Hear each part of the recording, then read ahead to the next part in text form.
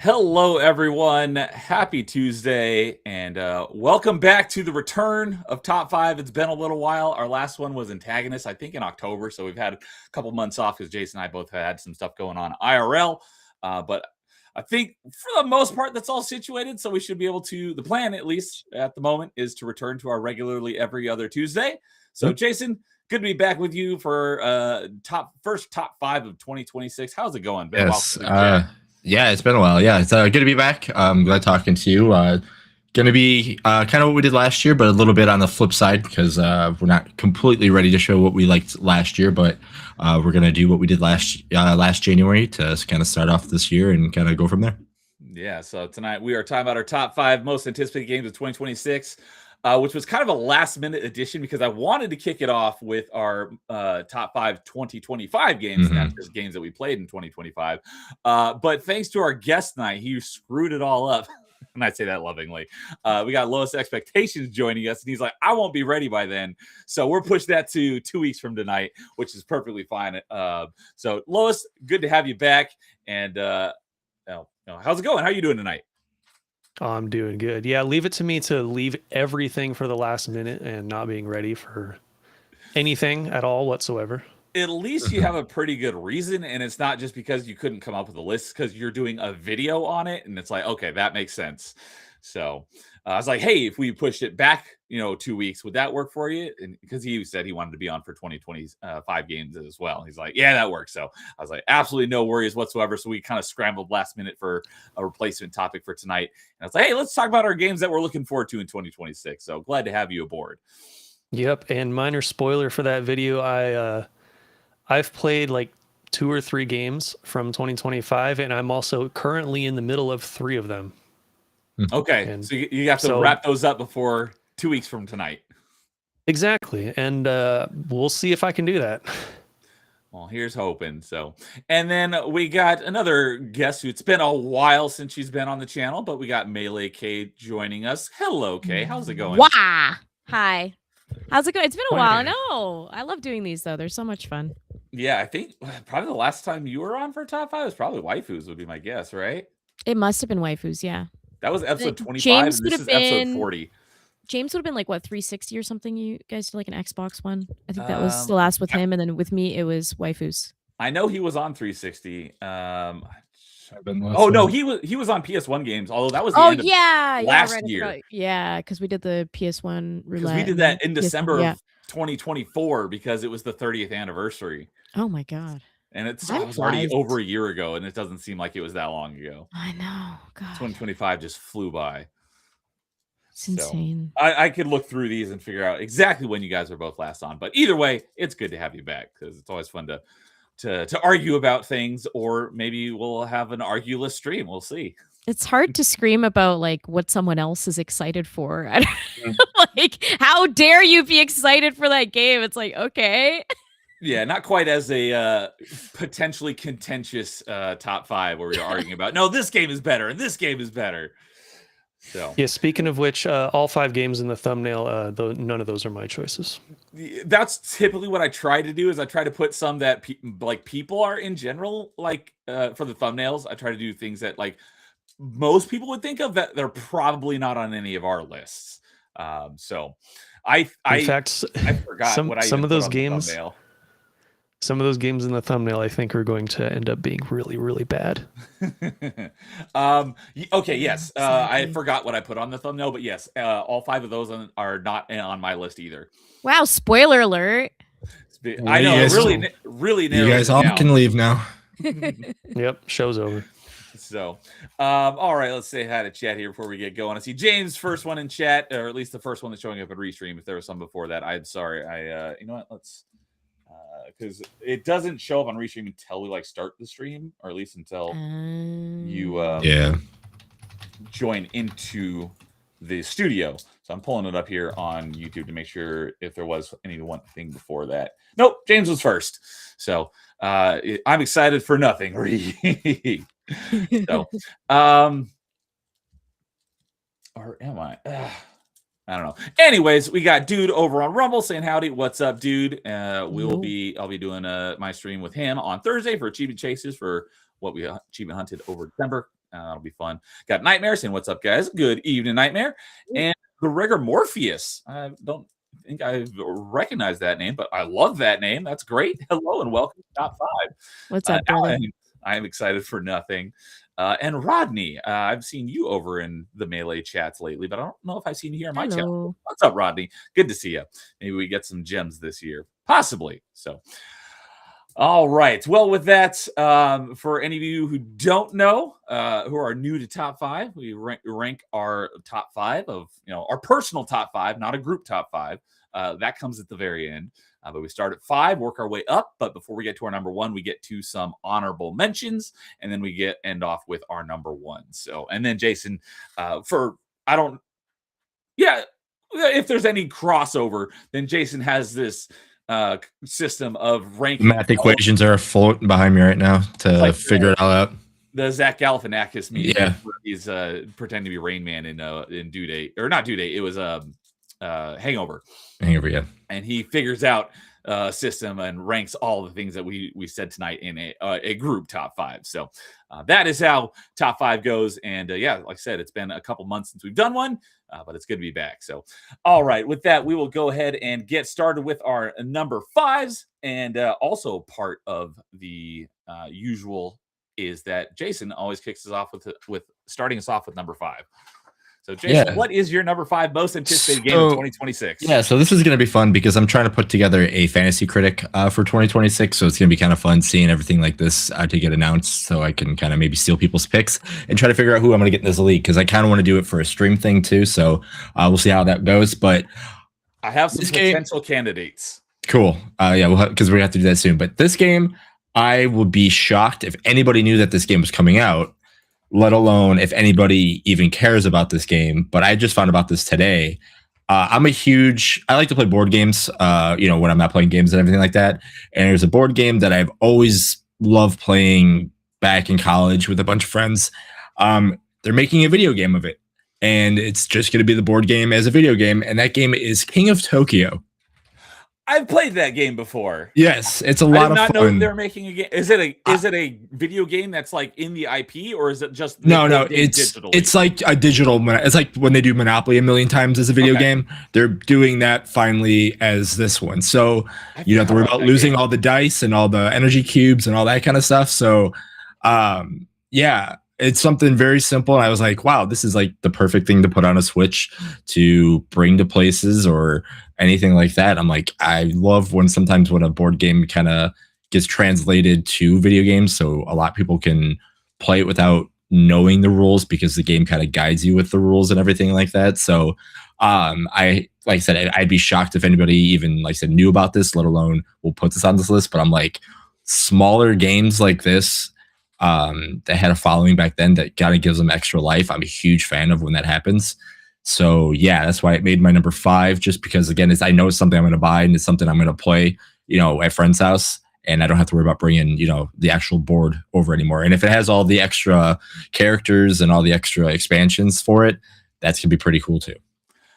I had no idea this was getting a video game adaptation, essentially. So cool. I don't remember how to play because it's been. It's super. It's Yahtzee with monsters attacking. So yeah. Lois or Kay, have either of you played the actual board game of this? No, never. But this looks cool.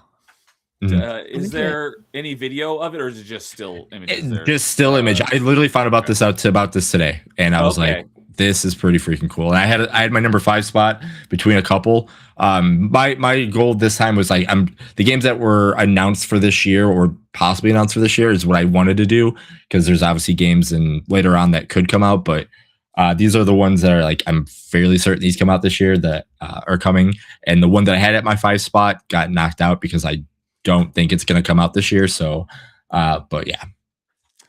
Yeah, I was going to say that I'd never heard of this before, but I had it on my wish list on Steam already. So I must be there you go. I must be keeping track of it, because I use my Steam wish list to keep track of games for my videos.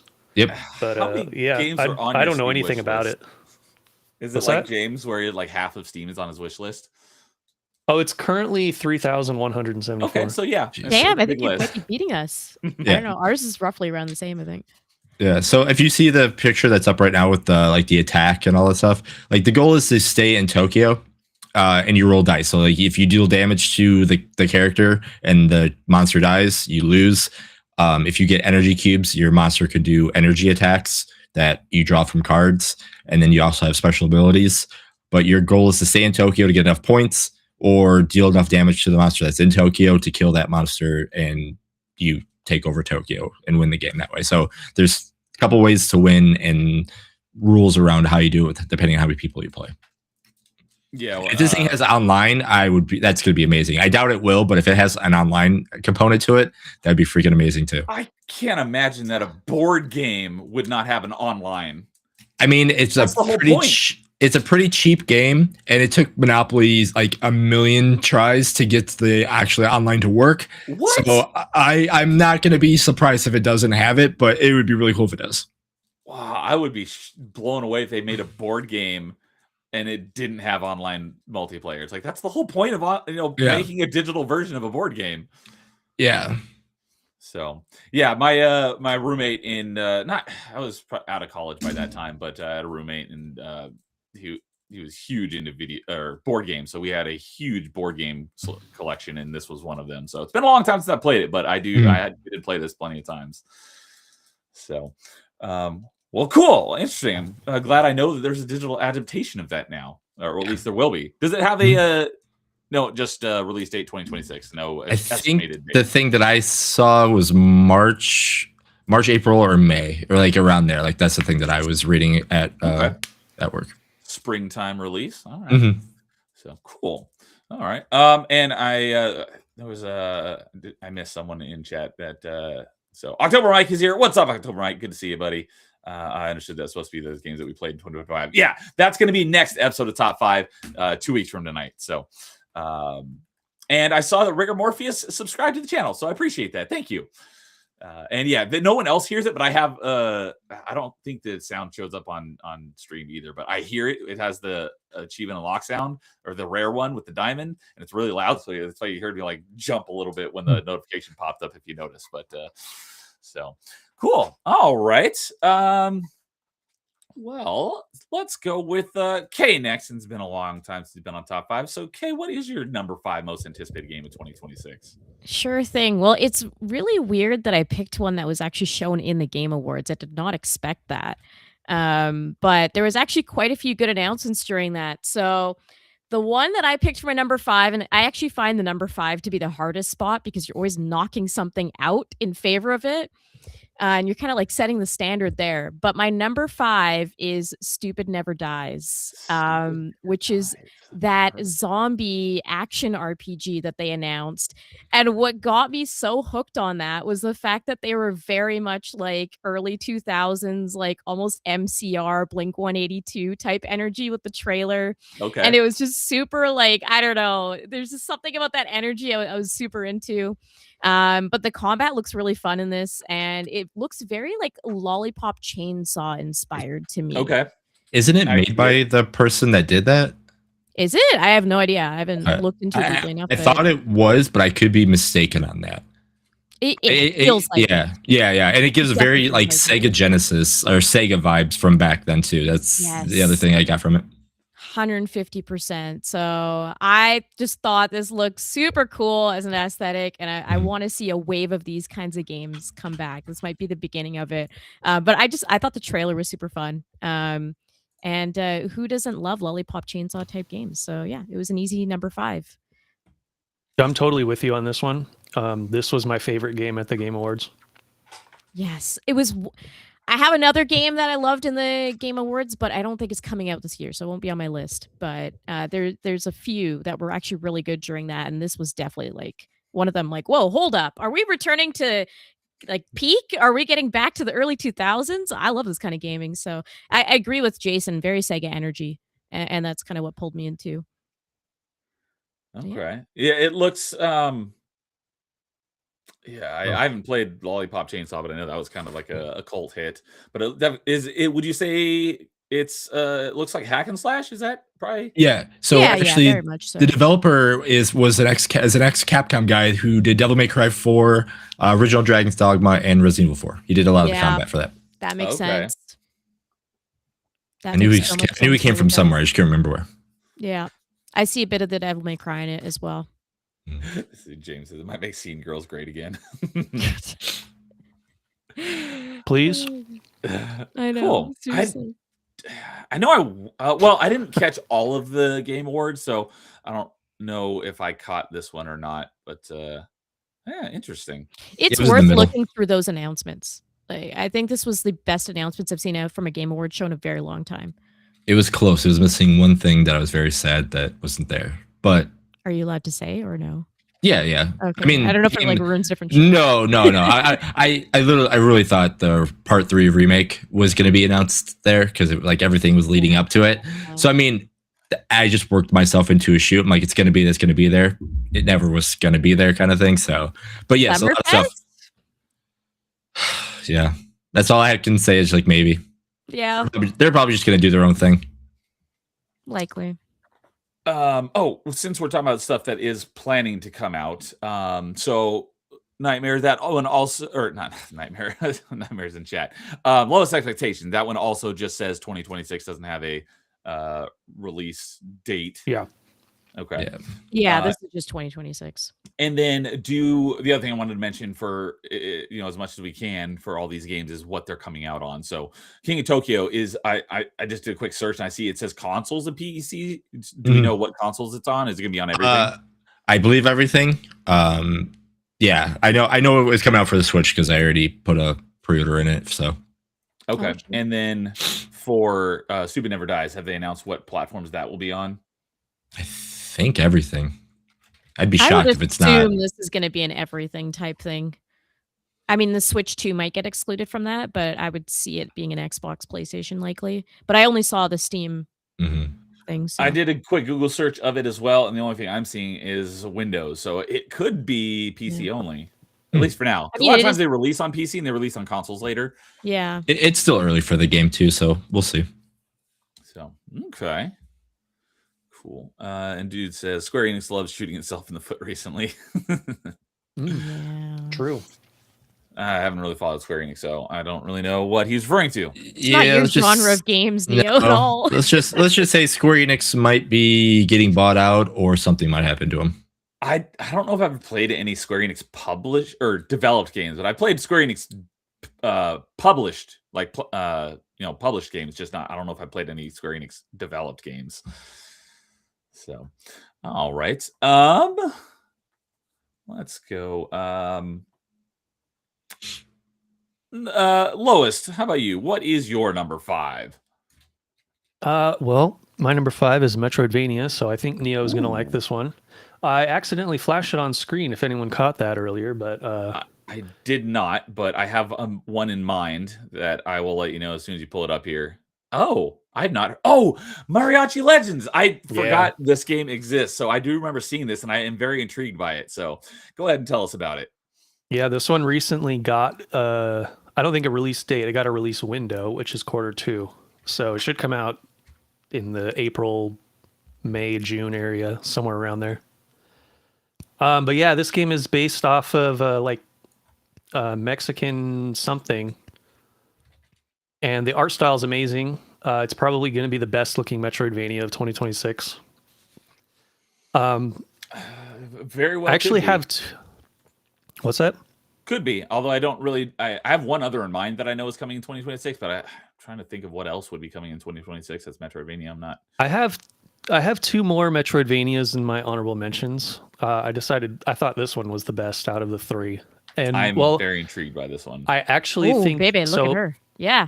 This can be a good game. Right? So the other one I was debating on putting on here was Bloodstained Scarlet Engagement. But that one does not have like a solid release date or release window. So that one could get pushed back. Okay, I have that in my honorable mentions. Yeah, so there's a bunch of games that I was looking at that I'm like, this game's going to get pushed back, so I don't want to talk about it. Or I put it lower on the list than I would have normally. Okay. So this it looks like a more mature, not so quite cheery, colorful version of maybe like a spiritual successor to Guacamelee. I was gonna say, it looks like if Guacamelee kind of grew up. Yes. Yeah. It wasn't about wrestling as much. Yeah. Did you play Guacamelee? I did, yeah. Jason, you did. Lois, you did not. Is that right? Right.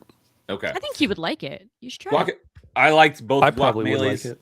I liked Guacamelee 1 better than 2, but I did enjoy both of them. But yeah, this looks like, Guacamelee, it's very bright and colorful. And you play as a superhero luchador. So it looks kind of in that vein of a Metroidvania, for pun intended. So Yeah, this one looks more like if it was actually Castlevania, but set in Mexico. Yes, exactly. So I forgot about this one, so I'm glad that you brought this up, because I am looking. I actually forgot about it too until they announced that it was coming out soon. This game has been shown off for quite a long time, so it's good to see it. The first time I heard about it out. was, I think, the Game Awards. Was this showed at the Game Awards? I don't remember. There was. I don't think so. Something I saw this just within like the last month. Wow. I only discovered this game for the first time like within the last month, and so that was the first I had heard about it. I'm like, this looks pretty good. So whatever show that was the first time I had heard about it. Yeah, I want to say this game was revealed like back in 2022 or possibly even earlier than that. So it's okay. Yeah. I did not know that it had been made public that long ago. So cool. Well, good pick. I did a quick search here, and the only thing I'm seeing is Windows and Switch. So it doesn't look like it's, as of now, it doesn't look like it is announced for Xbox or PlayStation, which is a real bummer, because it'll be on Xbox for sure, because it was revealed at an Xbox show. Oh, okay. Good to know, because that's my platform. Mm-hmm. So, and I did see that I think it was October Mike. Yeah, it was October Mike said Neo didn't play Final Fantasy VII. I've never played a Final Fantasy game, so that's me. That's not my genre. Although I am interested in playing the Final Fantasy VII remake, since it's not turn-based. But yeah, Jason, and you should play 16 as well. I think you would. That's what Nightmare keeps telling me. He's like, you should play 16. He thinks I would like it. So if I ever play it, those will be the first two that I play. So since I'm not a fan of the turn-based combat, but Jason here is a huge fan. Final Fantasy VII's, meaning the original and the remakes, are some of his favorite games of all time. Yep. So we got Brett at 404, which I have not seen before. Welcome. Good to see you here for top 5. And Edgewood, who I've not seen in a very long time. Good to see you again, Edgewood. Hope you're doing well. I'd like to throw my hat into this and say that my unironic pick would be Unleash the Avatar. If you don't know, I implore you to look it up. All right. Well, I will write that down and take a look at it later. I've not even heard of it. So thanks for putting another game in front of me that I had not heard of. So yeah, bring back the sombrero riding from Revengeance. love that game. I need to play that one again. Let's see here. Yeah, and I will now talk Spanish in chat.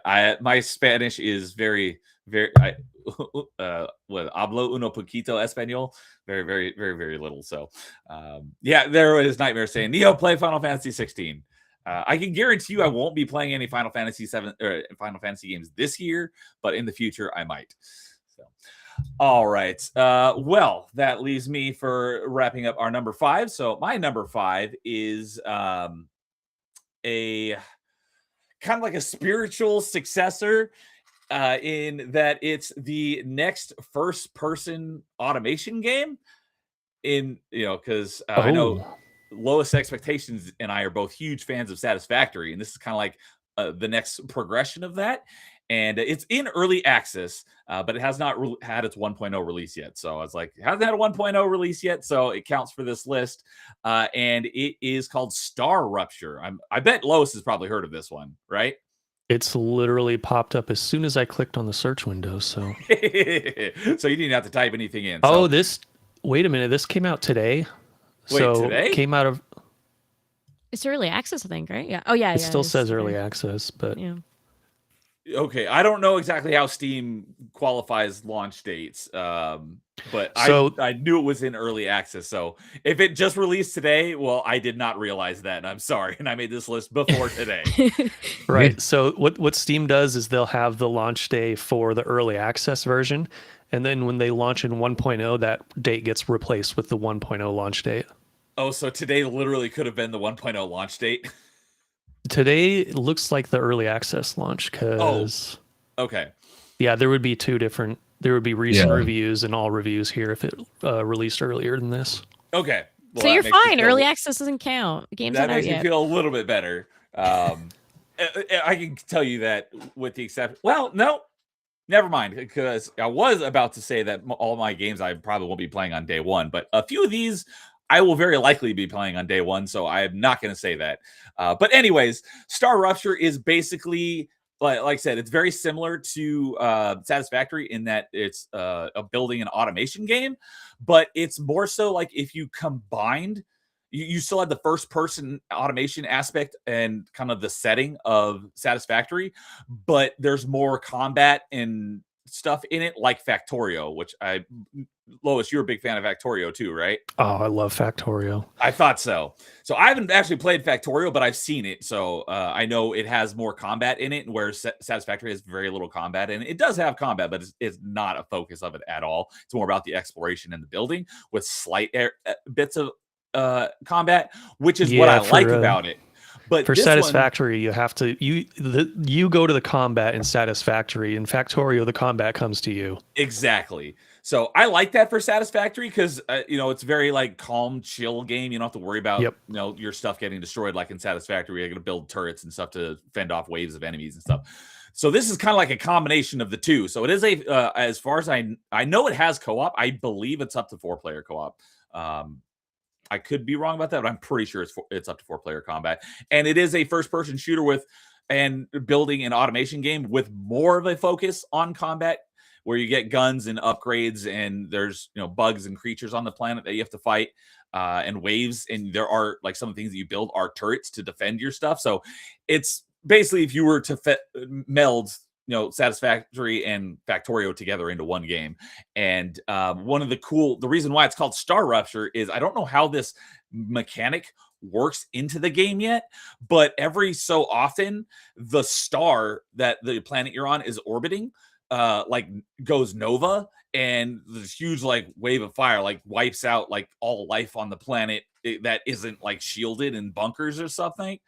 And I don't know like if some buildings get destroyed or you have to repair them, or the buildings are fine. I don't really, like I said, I don't really know how extensive this mechanic is, but it's a cool feature that like it changes the landscape, and every time this happens, like it will reveal other like mining resources on the planet that you couldn't get to before. So it has a really cool premise that like you're the star that you're orbiting goes nova and wipes things out on the planet. You have to make sure that you're safe when it happens, otherwise your character dies. And that actually plays into the lore of the game, because what I do know about the story is that you and your 3 co-op partners, which I believe that you always have 4 characters in the game, but if you don't have other co-op partners, then it's just AI controlling them, I think. But I could be wrong about that. Maybe if you're only playing by yourself, only your character's there. But from the videos I watched, it implies that the other 3 characters are there on the planet with you. They're just not being controlled by other people if you're playing solo. Don't quote me on that. But the thing is, like the setting of the game is that you and your 3 other squad mates essentially are like convicts that were like on death row, but they got like a second chance at life to go and work for these huge mega corporations and mine resources on this planet and put their life on the line because this is such a hostile environment. So that's how it kind of plays into the lore. But I'm a huge fan of Satisfactory, and I still have to go back and beat it because I've gotten to like phase 4 like twice now, and then gotten to the start of phase 4. Then phase 4 is just like so much bigger than the first 3 phases, so I haven't actually finished it yet. Phase 4 is the filter. Yeah, it like is. It separates really the is. men from the boys. Because I'm pretty sure it's you kind of a finished the game, disaster, right? actually, if you ask me. You finished the game, right, Lois? Twice, yeah. Okay, yeah. You and when you say it's a bit of a disaster, what exactly do you mean by that? Oh, it's just because in phase 4 you have to make a ridiculous amount of items, and like you unlock so many different new things you can make, which all require going and finding really obscure materials out in the wild and then finding out a way to automate and transport them back to your base and build these new things, build nuclear stuff, which is a horrendous pain to do. Yeah, that when I got to phase 4 and it told me what I had to do to complete phase 4, I was like, this is going to take twice as long as phases 1 through 3 combined. So I was like, Yeah, I will get does. back to it eventually.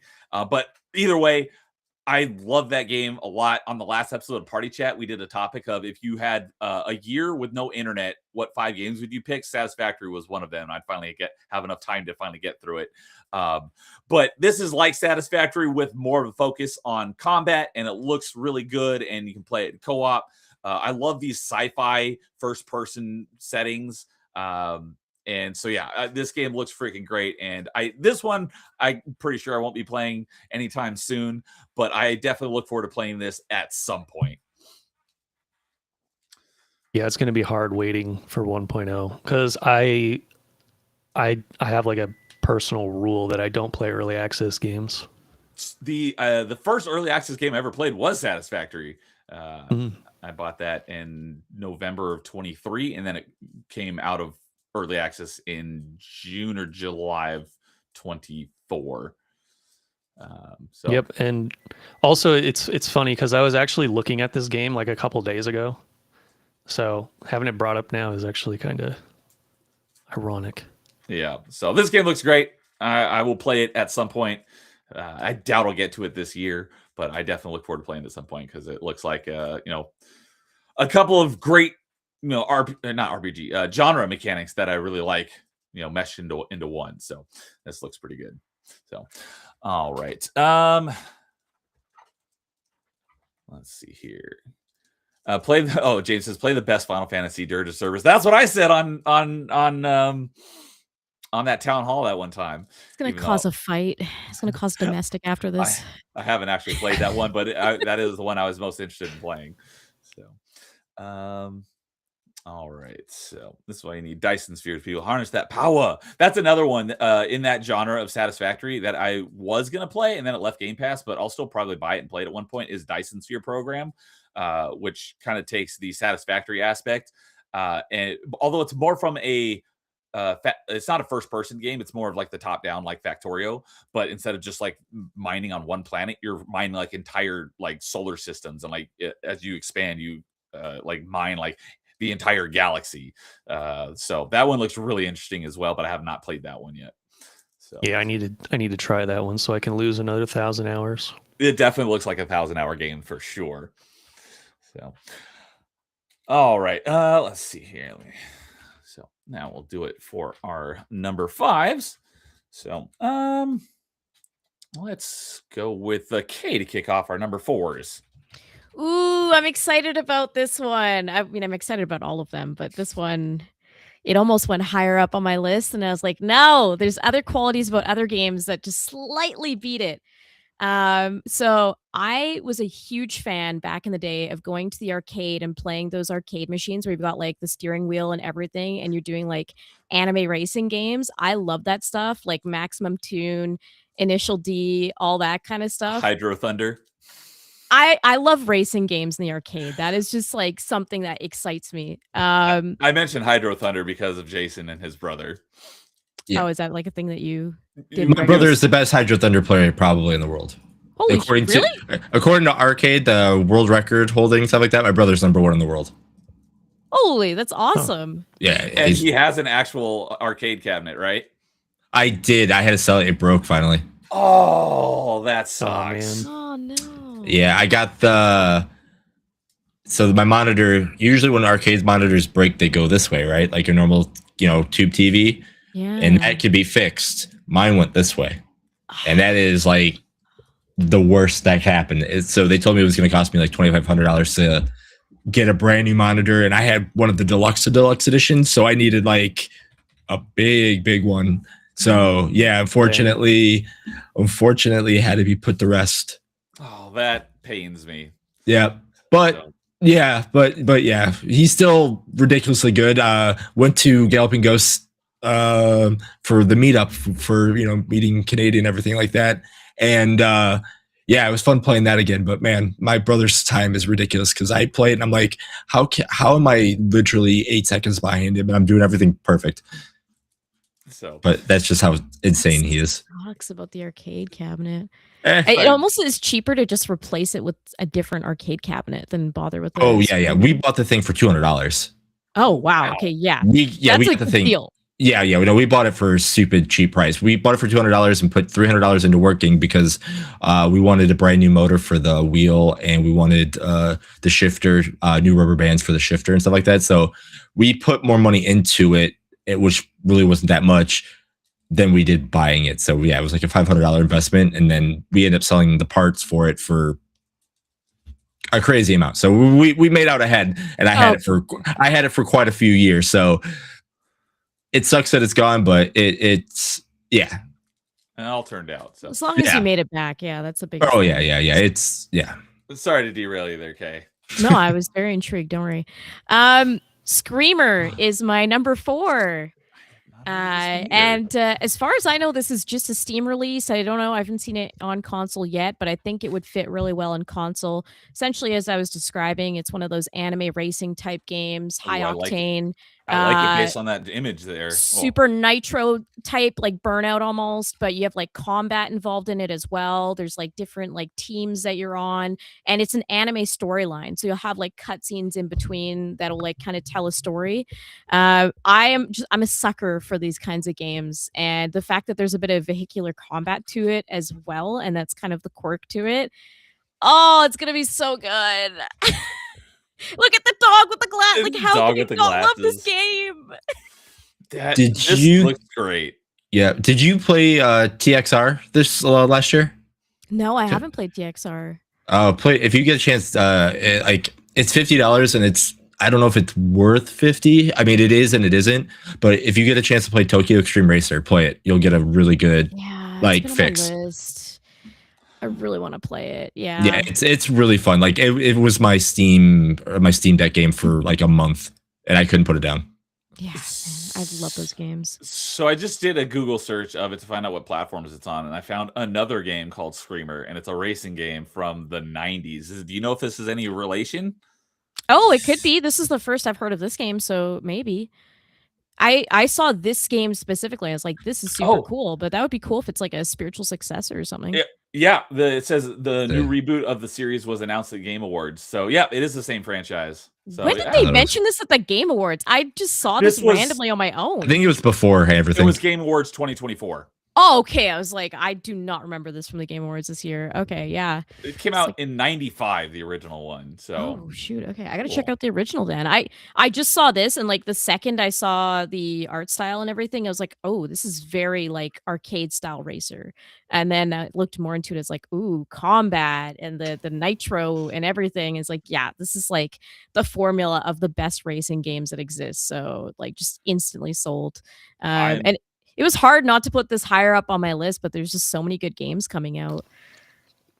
Yeah, definitely. I'm intrigued. I did not know about it till just now, but this looks great. And I refined my search to find some more information about it, and it looks like it's releasing in March. Yes. March 26th is what 26th. I see. And it looks like it's coming to everything. Oh, perfect. I don't see Switch listed, but it looks like everything else. Yeah, I assume with most of these, they're going to come out on pretty much everything. Nowadays, that's the trend. It's mentioning a twin stick control scheme. There was a game that a racing game that came out a couple years ago that had a twin stick control scheme. Inertial drift, it might be what you're thinking of. Yes, I was gonna say I think it was inertial something drift. Did you play that? I never played it, but it looked interesting. I really want to play it. I've been talking James's ear off, like offline, for like 3 months about it. I'm like, I need to play this game. I need to find time to play this game. It's so cool. I love the idea of a twin stick driver like that. That's such an awesome concept. So yeah, that's like really high on my like playlist, but it's already out, so it can't be on this list today. But that's in like my top 10 games that I want to like play in the next few months. So yeah, it looks super cool. Love me racing games. Anyone out there that knows good racing games, send them to me. It's like crack for me. There it is. Inertial Drift. At least on Xbox, it came out in September 2020. So, it's been out longer than I thought. It's been out for a while. I love the box art for it. It's gorgeous, very neon looking. Like, yeah, it's super cool. So, maybe it sounds like they might be in a very similar vein of racing games. Yeah, exactly. So cool. Another one I'm glad that it is now put on my radar. And then Rigor Morpheus says, to be fair, Kay, you missed a lot of the Game Awards when you're raging about Felicia Day. The worst part of all of that is I didn't realize that Nagoshi was involved in Gang of Dragons, which I was super hyped for. And because I was yelling about Felicia Day. And then the next day I was sitting there like in my room and I was like, that Gang of Dragons game looks really Yakuza-like. And I was like, why does it look so much like Yakuza? And James asked me on the stream, because we streamed the Game Awards live, and he's like, do you know that name? And I was like, I don't know. And I just like was yelling about Felicia Day. And then after I was like, oh my God, it's like the guy. That's like one of the best guys in the industry. Yep. It is the guy. It is literally the guy. Yep. He's the guy. The Felicia Day rants were better than the Game Awards anyway. Oh, thank you. Yeah. I'll scream better any day, anytime. And I was a big fan of the meme that I made yesterday or the day before. That was great. And it was all Nightmare's fault because he called you Felicia K. And I was like, oh, that gives me an idea for a meme. Oh, no. So I put Kay's face on Felicia Day from the Do You Want to Date My Avatar music video. It was great. Yeah, I yelled at my screen. Thanks. All right. On to greener pastures then. Thank you. Yes. Lowest, what is your number 4? Sorry, I had my mouth full. My number 4 is going to be entirely predictable and unsurprising to anybody. And that is Legend of Heroes. Okay. Legend of Heroes, Trails in the Sky second chapter. Oh, it is a Trails game. I said that ironically. I was right. I just thought this was going to be higher on the list because I knew getting ready for the Fantasy Critic. I'm like, oh, that's right, this comes out. And then I knew you were on here. I'm like, how high is this going to be on his list? So I do have a few reasons for it not being higher, actually. One, this is a remake of the second game. The second Trails game is like one of the best in the entire series. So we already know what happens. At least I do. Makes sense. So the only thing I know about this franchise is what I've learned from you. Yeah. So going into this, nothing's going to be surprising because the way they did the first chapter remake, it's by the book, like exactly what happens in the first game. So there's really not too much to look forward to other than like, they have the updated combat and which is all right in my opinion. But the thing that's going to be really exciting is seeing like the whole last 2 or 3 chapters in like actual HD. That's what I'm looking forward to the most. And I won't elaborate further on that because they're the last few chapters. Okay, so yeah, I just Googled this one and it looks like the original one of this came out in 2006. Does that sound about right? Yeah. So yeah, this one is set for fall 2026, and it looks like it's releasing on everything except Xbox. So got Steam, PS5, and Switch. Because who wants to play a JRPG on an Xbox? I know, right? I know. I have a better one. Who wants to even play on an Xbox these days? I do. Me. Great question. Begrudgingly, I do it. Carl, for our challenge, which is ending here next week, we challenged each other to a game, and he challenged me to Blue Dragon because you got to give it a shot. So I've not played it yet. I'm definitely not going to be playing it in the time frame, but I do own it now. So that's a JRPG that was on 360 that I will play at some point. That game is thrown around a lot. Dude recommended it to me as well. Like people really love Blue Dragon. I've heard nothing but good things about it. But the DBZ creator, right? Like yeah, yeah. Toriyama. Toriyama, thank you. I was like, I know his name, just blanked on it. And then the other one that I hear from that era that was also really good and was like underrated was Lost Odyssey, but I know nothing about that one either. Yes. Oh God, you got to play that. Well, you don't like these kinds of games. The problem. So That's the I one don't I know. always He'll wanted to get- play. He'll get bored. I have a feeling. Yeah, I think you're not gonna like it, but it's so good. I don't own it, so it's unlikely that I'll play Lost Odyssey, but I will play Blue Dragon. Yeah. I own it now, so I will play it at some point. So, but okay, back to Trails in the Sky. Yeah, it looks like it's coming to everything except for Xbox in the fall. And you don't really want to spoil anything, since it's it's would you call it a remake or a remaster? Oh, it's a full remake. It is a remake. Okay. Yeah, But it's one of those games. It's hard to talk about without context from the first one, and if you do talk about it, you spoil the first one. So go play the first one. So okay, yeah, it was funny because I was like, Trails in the Sky game, and I was just saying that jokingly, and then it was what you were pulling up. That was funny. I just know how much you love that franchise. Even though I don't follow this franchise, so I had no idea if there was a game coming. So apparently there is, and yeah. There are 2 Trails games coming out in 2026. Oh, there's another one. But we'll get to You know that what? later. Good for them though. Okay. Like this title seems like it's really starting to get its own. Like it's always had its niche audience, but like it's really starting to get more popular. I love to see it. I don't know much about it, but it's just nice to see a more niche JRPG come up. Yeah, the weird thing about this series is that it's ever since Trails of Cold Steel 3 back in, was it 2017-ish in Japan? That's the series actually started falling off in Japan, but growing in the West. So this is kind of like one of those weird opposite cases where this series is probably way more popular in the West than it is in Japan now. Well, in Japan, it's kind of a dime a dozen to them, right? Kind of becomes a cult classic here. It is, and the later games in the series also feature so when in Japan, the way they market these games is towards teenagers usually. But the later games in the series are all like very adult. All the characters are adults. So it became less popular because of that. Also because they abandoned the Vita. Oh, okay. Yeah. Trails of Cold Steel 3, they released on PS4 only, which was a huge mistake. And they tanked their sales by half over there. They should have kept it on mobile, or not mobile, but handheld. Yeah, and then they didn't support the Switch. They didn't support the Switch when it came out. Ooh.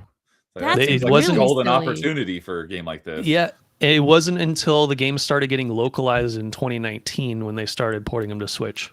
Wow. So that 2-year gap just made the series really tank, and then it never really recovered in Japan since then. Okay. Damn. But over in the West, the series is getting more and more popular every single time they release a new one. Gaining some traction.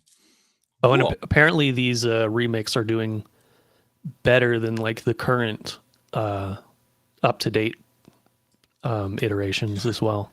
I was just about to ask, these are remakes of older ones. Are there also releasing new ones? So they are, but these remakes are doing better than the new ones. Yeah, the remakes are doing better. It's also because when you ask someone about the Trails series, they always tell you, as they should, start with Trails in the Sky. And now people can actually do that without having to go and play the old ones on PC. Because there's still so many times people are like, yeah, you should play the series. You like this kind of stuff. Yeah. I'm like, yeah, but where do I start? Oh, you start here. So the fact that they're doing this, I'm like, okay, yeah, I'll actually give it a chance now. Oh, I had a friend give me a flash drive with all just folders and folders. I'm like, what do I play? He's like, just start them all. I'm like, I just put I handed it back to flash drive. I'm like, there's no way I'm gonna be able to play all of those games. Thank you though. Yeah. That's the wrong way to do it. It's the complete wrong way to do it. You tell someone, hey, go play Trails in the Sky. If you like it, keep playing them. If not, don't. Simple. And I probably asked you this on previous ones, but each of these Trails in the Sky games, are these 100+ hour JRPGs? The older ones, no, but the newer ones get up there. Okay, so these ones are a little bit on the shorter end for the JRPGs, and Yeah, but these remakes are definitely more closer to the longer end. I would still say they're shorter than the modern ones. Okay. But like the first Trails in the Sky game is like less than 40 hours for me on the first playthrough, if I remember correctly. Okay. So that's the shortest one in the series. And then they started getting really long by the 2011 one, Trails to Azure. That's when they started pushing like 100 hours. Okay. Well, cool. All right. Any last thoughts on Trails? All right. And we got Eden Prime or Spartan Eden in chat. What's up, Eden? Good to see you again. Yo. Welcome to top 5 most anticipated 2026 games. So, all right. Can I say one more thing, actually? I just absolutely. remembered. If you do want to play this series, the best time to play it, in my opinion, is to play the remake of the first Trails in the Sky once this one comes out.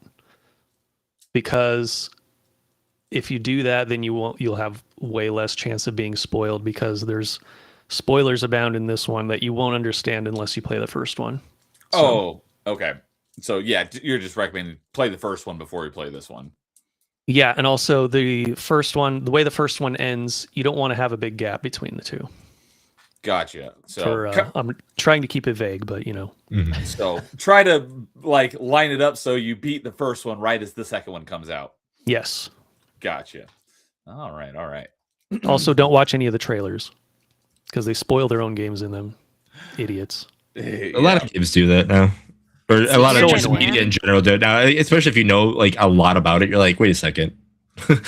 Like, did I just see what I think I just saw? Yeah, it's like movie-wise, like Terminator is one of the worst. Like they spoil all the big plots, twists in all the trailers. It's like, what are you guys doing? Yep. So whenever a new Trails game is announced, I actually don't watch the trailer or any of the promo material at all. That's a good idea. So I shouldn't have to do that, but yeah, depending on the game, I do that too. I kind of did that with Prime 4. I kind of wanted to avoid as much as possible. So I saved a bunch of Prime 4 videos to my playlist to watch after I beat it.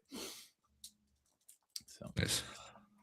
All right. I think I'll go ahead and go next. So my number 4 is the next. Well, I don't know if it's the next one, but it's another big one. And it's a new IP from Capcom. Was the last time they released a new IP? I didn't think about that till just now. I know what it is. What their last new IP is. So the funny thing about this one is I saw a video a couple months ago. I actually linked it one of my streams, and it was Pragmata is a secret sequel to the Mega Man games, and I think that's been debunked now.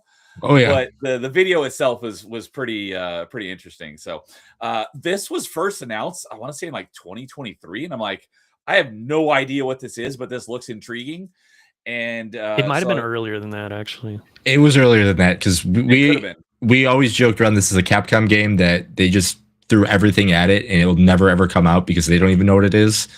And that's why we always call it like we never call it by Pragmata. We always call it like Pregunta. Because that's why it's just a little thing because we don't know what it is, and like we've played it. It's coming. Well, speaking of talking in Spanish earlier, I remember that is a word, pregunta. I forget what that is. That question? Yeah. In Spanish? Okay. Because I was like, I remember hearing that a lot from my Spanish teacher in high school, and I was trying to remember what that meant. So that makes a lot of sense. Instead of calling it pragmata, call it pregunta.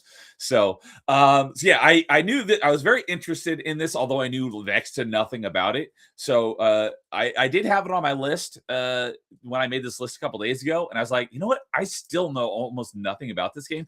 Let me go watch some videos on it. So I watched like a playthrough of like, I don't know if it was the first level, but a level of the game. I was like, this looks really freaking great. So it definitely wasn't one of those ones where like, ooh, the trailer looks great, and then I actually see some gameplay and I'm like no longer interested. The gameplay video I actually watched made me more interested in the game. So Essentially, what it is, from what I've gleaned from what little information they've released about it so far, is it takes place on a moon base. I don't know what year it takes place, but you play as this, Isaac Clarke looking dude.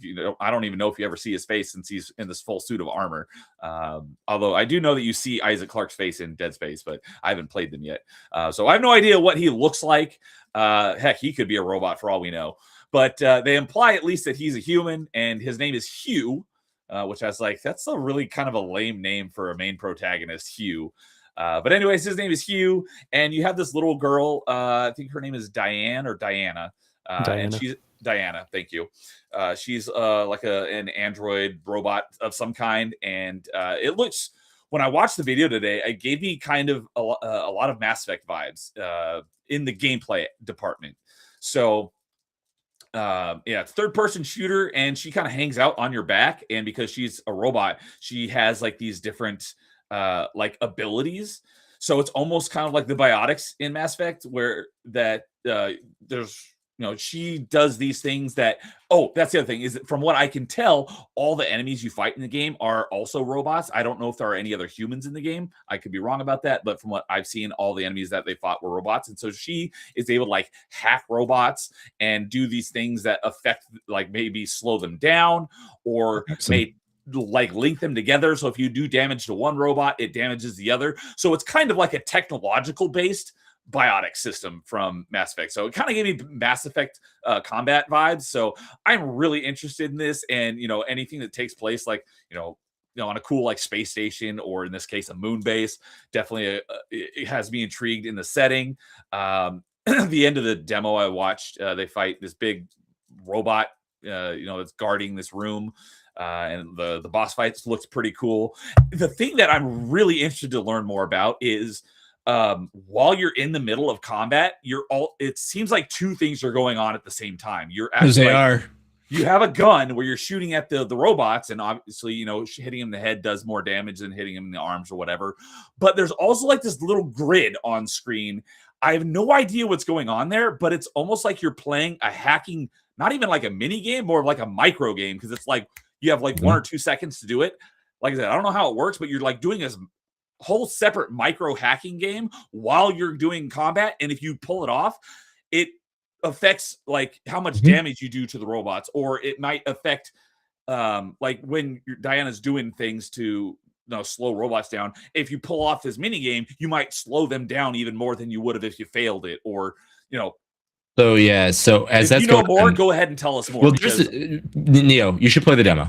That's what I'm going to say right away. There's a demo. There's a demo. Okay. Yeah, there's a demo. I will absolutely play the demo then. Yeah, there's a demo. So what's interesting about that, and this is where like I have no idea how else it's going to do, is because there is a lot going on at once. Granted, you can do certain things and all that stuff, but on your if you're playing on a controller, you use your D-pad to do the hacking mechanics. So you're doing the maze with your D-pad, and you're aiming and moving with the analog sticks.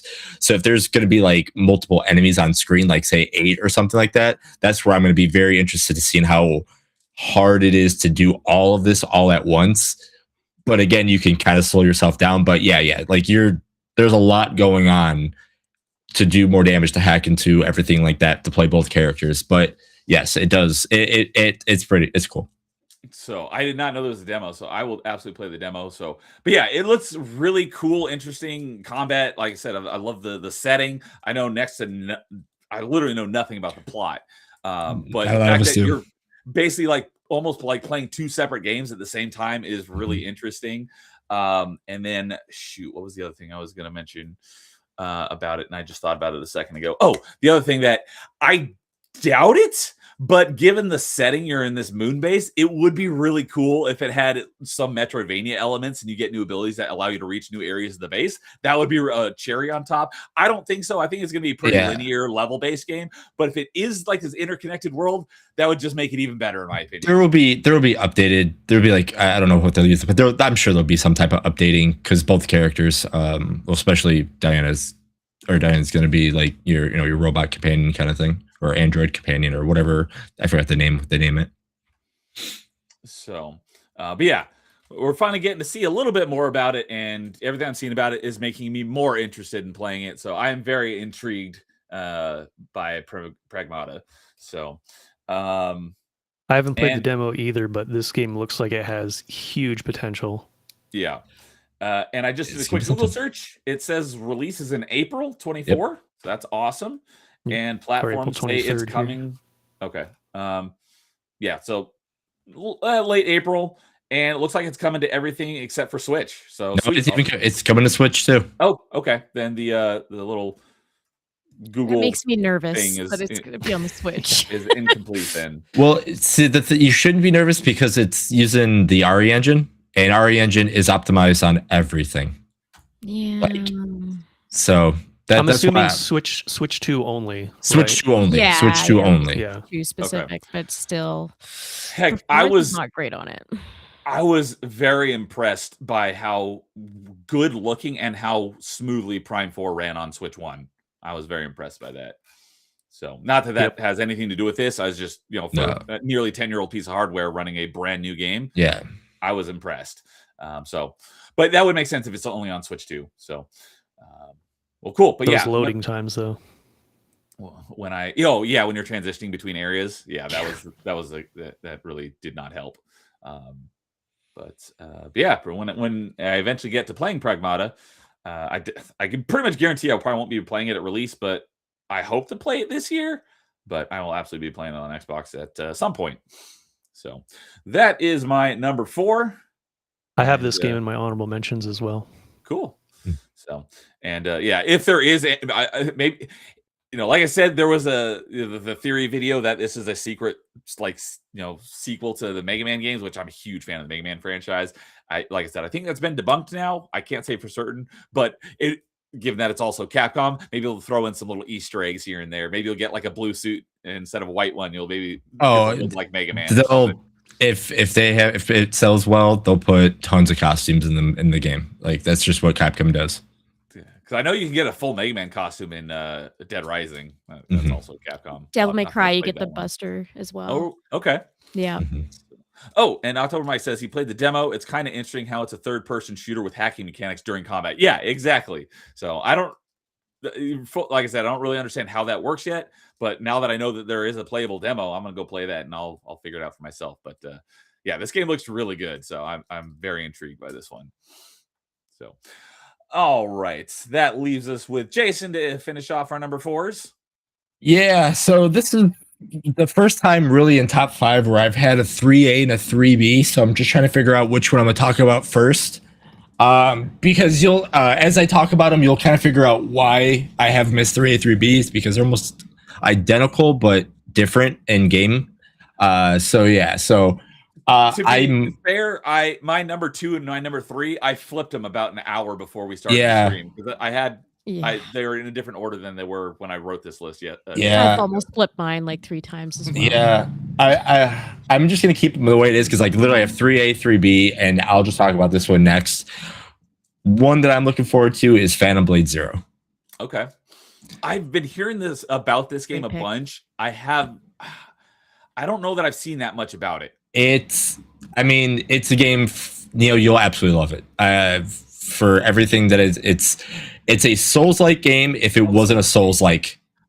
Okay, you have my interest. I was going to say, from what little I've seen, so I think it's a Souls game, which is it's not though a turnoff for me. It's not. They're saying it's got like the idea of a Souls-like, but the combat is literally like a Ninja Gaiden and Metal Gear Revengeance. Like it's not a rigid like. That's all you had to say. I'm sold. Dude, it's pretty much a Ninja Gaiden game. It's with like it's insane, and it's got the boss fights like a Souls game, like the visual aspects of like a boss can have like 4 different forms, and it is absolutely insane.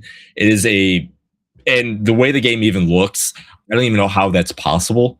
The only thing that it's got against it is like there's been a lot of like that kind of setting out in a while from like the ghosts and like the all that kind of stuff.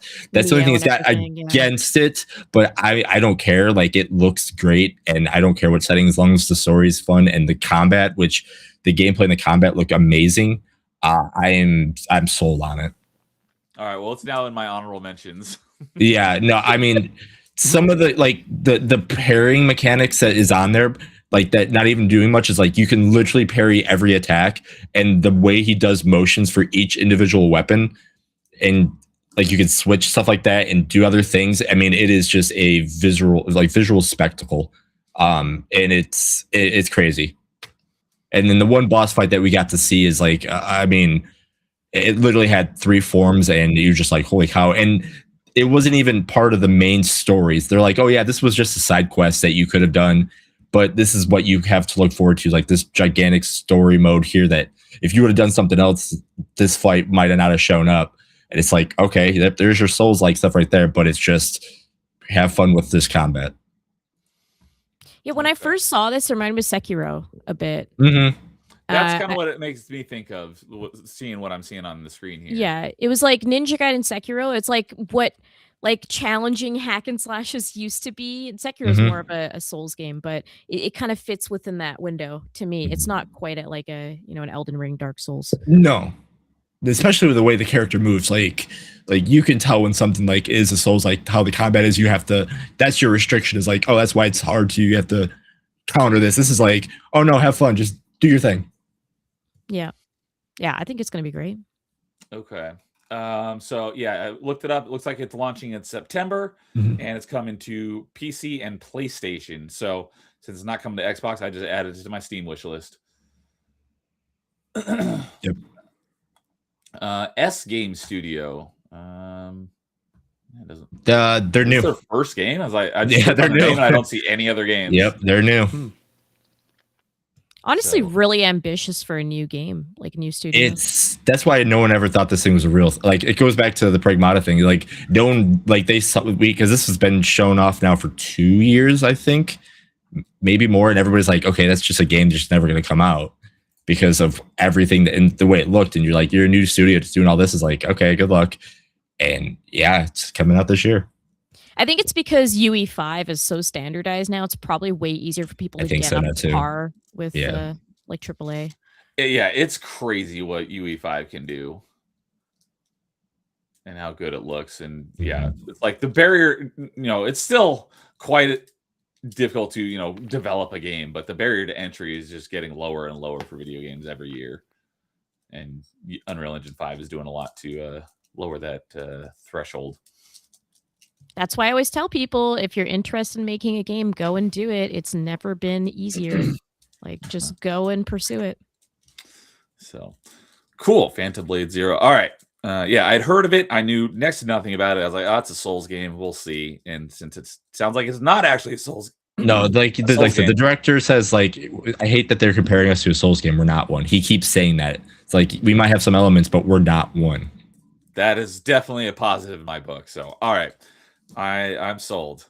Sounds better than Stellar Blade to me. That's what I get heat for on the internet, because Stellar Blade was sold to me as a hack and slash, and that is a Souls game. Like, I have it, but I haven't played it yet. Is it more of a Souls game than a hack and slash? I have attempted to play this game 3 times, Neo. I really want to like Stellar Blade. It's got everything in it that I should love, and then I start playing it. I'm like, this is just a Souls game. It's the campfires and everything. It's a Souls game. I just started it, actually. Without the Souls part, what you're saying is exactly how I was with Hollow Knight. It's like everything that I should like, and I don't like it. Yeah. So Hollow Knight's all right. What was that, Lewis? From what I've played so far of Stellar Blade, I would say it's like an in-between of a Souls-like and Nier. It's like kind of right in between the two. But see, I'd rather play Nier is the problem. It's like Nier is like inched in the direction that I prefer. And then Stellar Blade is trying to parade around like a Devil May Cry, Bayonetta, Nier, but it's not. And it's not a Ninja Gaiden either. Yeah. It's not just like difficult, and that's what it is. It feels like a Souls game when you play it. That's my problem with it. That's why I died like 15 times to the first boss. Just saying. Because I've tried to play it, and I would go in with like the mindset of playing Nier or Bayonetta or something, and I just get destroyed. Yeah, same here. But I'm getting the hang of it eventually. Yeah, I will be playing it at some point. Don't take my review to heart. Like, there's a lot that's attractive about it. It's just every time I start playing the game, like I'm not enjoying about it. Yeah, exactly. I'm just not enjoying the mechanics. I like the music. I like it visually, everything. and I just don't like the mechanics. I'd much rather play their mobile game. I think Goddess of Victory is way better. Oh, is it from the same developers as Nikkei Goddess of Victory is them as well. Yeah, and it's pretty much like a cover Oh. shooter, but on mobile. It's really good, I actually. did not know that. A lot of gotcha type stuff in it, though, so it's not for everyone, but I like it. Like a year ago, someone mentioned that Nikkei did like this, like I don't know, like a special season or like a short-term event, and it was like a Metroidvania game, and someone suggested it to me. I downloaded the game, but never actually like played it, so I don't know what they were talking about. But so You don't know what I hate the most about Stellar Blade so far? Yeah, I do want to know. Sure. The yellow paint. Oh, it's got the yellow paint. Does it? It has a lot of yellow paint. Oh, god damn it. It's so bad. Oh, It just takes you out of it. I played something recently that also had the yellow paint. I'm like, freaking really? I don't remember what it was though. I'll have to go back and look. I totally get it though. So, all right. So anyways, yeah, you know, like I said, I'll play it at some point, and I will decide for myself how I feel about it. But yeah, I know a lot of people were swooning over the game, but I know there's a lot of people that were not huge fans of it either. I mean, Phantom Blade Zero looks better to me already from the little I've seen. Gameplay wise, I would agree. Yeah, like I said, Neil, when you get a chance, just watch like some of the videos for like some of the combat stuff, and you're gonna be even sold more. So October Mike says Nikkei Metroidvania. Neo, it was the one of my faves of that game. It might have been. It might have been October Mike that suggested it to me. But yeah. So it is the event of Cinderella's story, Old Tales, which was a Metroidvania minigame. It was probably October Mike that told me about it then. So yeah, I did download it, but then I never ended up actually playing it. So all right. Yeah, that wraps up our number 4s. So now we'll move into our number 3s. So to piggyback off, so I'm gonna go first on number 3, just to piggyback off of number 4, if that's okay. And then I'll go last on everyone. I don't mean to like just because again, my number 4 or my 3 and 3B kind of piggyback off, and you'll see why as soon as I name the next game. Okay, I was starting something subtly. I was doing something new where you started the first one, then Kay was going to start the next one, then Lois, I was going to start the next one. Right. But I'll go last on the last ones. I just want to piggyback this one because again, I know the crowd that I'm in, and I know as soon as I say the next game, which you guys, if you already know that I chose guys Soul Style game for number 3A or 3B, there's another one that's sort of coming out this year for the Switch 2.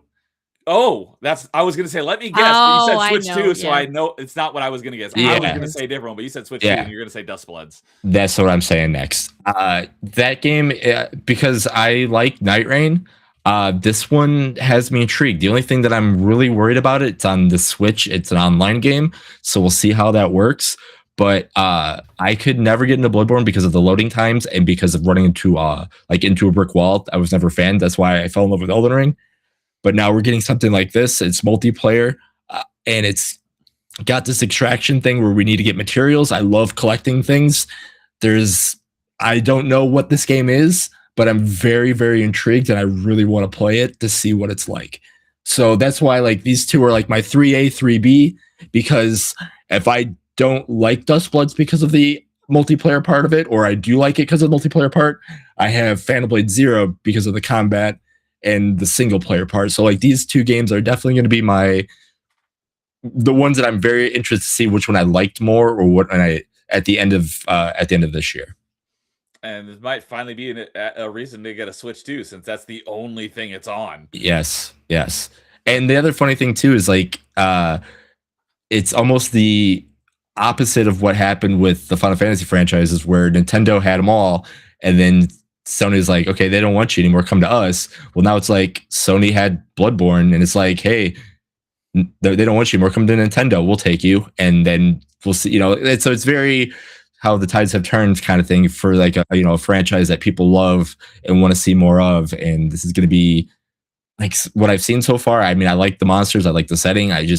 We'll just see what happens. So that's why this kind of feeds off of what my Phantom Blade Zero is, and that's why again I say it's like my 3A, 3B for 2026. Okay, so yeah, it doesn't have a release date yet, other than this year. It is actually developed by From Software. Yep.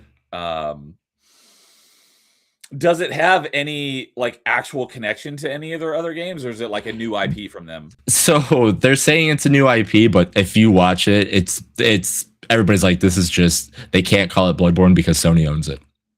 Okay. Like literally, that's what they're saying. It's like, I'm sure there's going to be some wordings and all that stuff, but like, it's a new IP, but we'll see. It's a new IP. Yeah, exactly. Yeah. Okay. Now, do you have a Switch too? Mhm. Okay. I love my Switch too. So yeah, I know James and Kay have one. Lois, do you have one? Nope. I didn't think so. I was like, I'm pretty sure Lois and I don't, and you two do. yeah, the only thing I miss about my Switch 2 is I miss my my OLED screen. Oh yeah. Do you think that they'll release an OLED Switch too? I don't know. I hope so, but I hope they don't because I hope they don't because of the reasons why they said they didn't do it first. But I hope they do because that screen was super nice, and I don't know how much it will cost more to put that extra in and all that stuff. So who knows? But if they do, I'm all for it. So all right. Yeah, this is yeah. I don't have a Switch 2, so I couldn't play this if I wanted to, but I don't really want to. So No, this would definitely not be a game. I don't think you'd like if you got a group that you played with and watched your back and stuff like that, maybe because then you can get into that and have friends to help you out. But like, yeah. So since you said it's multiplayer, like Night Rain, is it also a 3-player, or do you know how many players it is? So it's an extraction shooter game. But it's not an extraction shooter. It's extraction Souls like. So okay, I was thinking this is basically like like Dark Souls, but with multiple players. No. This is like you go into the world, you get materials, and you have all these boss fights and do all that stuff, and you bring it back to a hub. Then you could go out there and be like, "Hey, there's a random person over there. Do you want to be friends? We can go do this." It's it's just to say that the what they're telling you that what this is. I don't know how that would work with this kind of game, so that's got me the most intrigued. And to be on the Switch as an online multiplayer game, that's the other thing too. I'm like, this is gonna be weird. So like the best way I can say now is like think Arc Raiders, but you're in Bloodborne and you're playing that style of game. Okay, so it sounds like kind of a mashup of like a lot. Arc Raiders and Night Rain would probably be the closest comparisons. Yeah. Okay. So have they said like how many players are in a match? No, it's like an online only type game, right? It's not it's been pretty quiet as of late. Yeah, it's been pretty quiet as of late. Okay, but you cannot play it offline. Is that right? That's what I'm hearing, but I'm not 100% sure. Like, I'd be shocked if you can't because all Souls games or all From games have an online component, but you can still play it offline. But like, they really want you to play this online. Okay. Interesting. Okay. So it's a completely different type of game than I thought it was going to be. I thought it was just Dark Souls with multiple people on your team, but it sounds like it's more you can team up with people, but you can also go and fight people. Yep. Interesting. Okay. Yeah. So being a Souls like is already a negative in my book, and then it's basically online versus only. Yeah, I'm definitely not going to be playing this even if I did have a Switch too. That's definitely not in my wheelhouse. Mm-hmm. All right. Okay, let's see here. We got Shining Diamond in chat. He's only saying hello to Lois. Hello, Shining Diamond. Good to see you too. I'm just giving you crap. So, but glad you're here. He's making up stories about me again, saying that I have a Switch 2 when I don't. Right, says cost and battery life would be impacted by an OLED screen. Okay, I guess that makes sense. So, and Rigor Morpheus says he wants this game so bad, but doesn't want to buy a Switch 2. Totally understandable. Yep. So, all right. Then that was you started off for number 3. So we'll go in reverse order then. So I'll go ahead and go next, and then we'll end with K. So, so this is the one where I switched with my number 2 at last minute. But the one that I went with is, and the reason why I did that is because this is the third game in the franchise, although it's not exactly a direct sequel to the previous game, but I haven't played that one yet. I have played the first game, and I'll be playing the second one probably this month, and that is Plague Tale Legacy Resonance. So I am a big fan of Plague Tale Innocence, which is the first one. I played that a number of years ago and really enjoyed it. I actually gifted it to James, and he played it on. I don't remember. I think it was on one of the Gifted Games gallery, because I think he played it for like an hour or so. And I really enjoyed that one. I have not played Plague Tale Requiem yet, which is the second one, but I'm going to be replaying the first one again this month. And then I'm going to immediately go into Requiem, and Carl says it's fantastic, like one of his top games ever. So I'm very much looking forward to it. And I know it's going to be more of what I liked about the first one. So I know I'm really going to enjoy the second one. So this one though is, like I said, it's in the same franchise, but I don't really know exactly how tied it is, because you're also playing, I think, in a completely different time frame from the first two, because the first two you're playing as the same character. This one you're playing as a new character, so I don't even know where it takes place in the timeline. But I'm just very excited to learn more about this franchise and where it's going. I haven't really looked a whole lot into it, so there may be more information about this franchise or about this game that's been released, and I just don't know about it yet. But I am. I really enjoyed the first one, and I'm very much looking forward to playing the second one very, very soon here. And I'm excited for whatever this new one is. It looks like, because the first two are more of like stealth games, a lot of sneaking around, because you're basically playing as a kid, and so you can't take on these hulking brutes of guys in armor head on. But this one though looks like it also looks like you're playing as a kid, but maybe slightly older kid, but it looks like it's a little bit more combat focused rather than a stealth game, which that's not a bad thing, because I like stealth games. I actually just started another stealth game last night or the night before. So a lot of people, like, I know James isn't a big fan of stealth games, so that's usually a mark off in his book. For me, I like stealth games. So, but it looks like it is a little bit more action oriented. But yeah, I'm very much looking forward to seeing what they do with this game. And let's see here. What does it say? Does it have a release other than 2026? So. Plague Tale Legacy. I'm looking it up here. It does just not says 2026. Yeah, it just says 2026, and it doesn't actually even say anything about what platforms it's going to be on.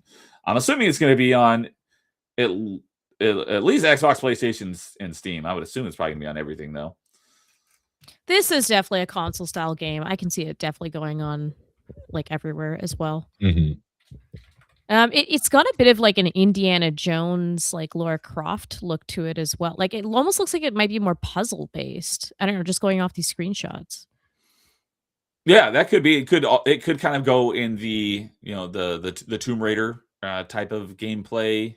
Yeah, like it looks exploratory. Like it looks, it has action to it still, but it looks a lot more puzzle based to me compared to the other one.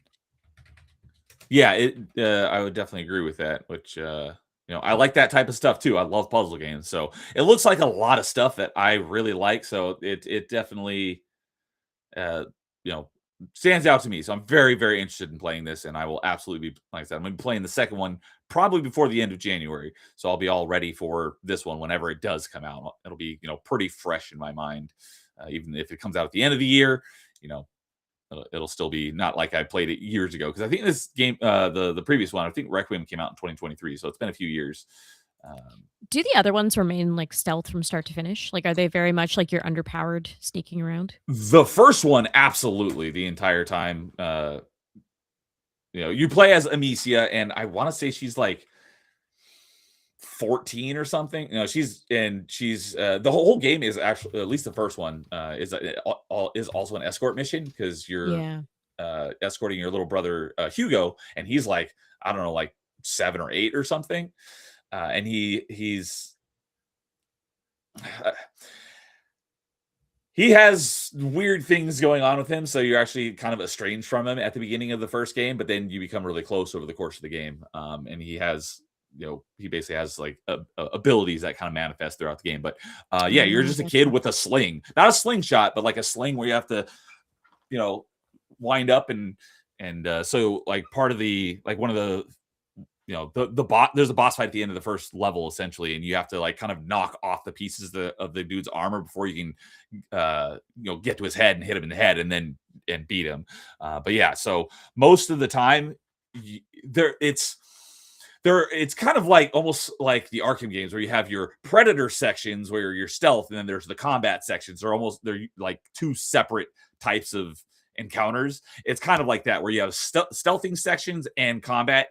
If you get caught in a stealth section, I can't say for certain if it's an immediate game over, but you might as well either just restart from your last checkpoint, because you're probably not going to be able to fight your way out unless it's a combat dedicated section, because there's things that happen in the game that make sense on why you're able to get into like head-on-head combat with some of the enemies. But most of the time you're sneaking around and lighting, because it's also during the plague, and there's rats, and so they don't like the light, so you have to light torches so you can make it through the rats. And then sometimes you might want to like signal like a bad guy, be like, hey, I'm over here, and then as they're coming to you, put the torch out so then the rats eat them, because you probably wouldn't be able to take them head to head. So there's a lot of puzzle elements in it as well. So I'm assuming that carries through to the second one, because you're still playing as Amicia and Hugo,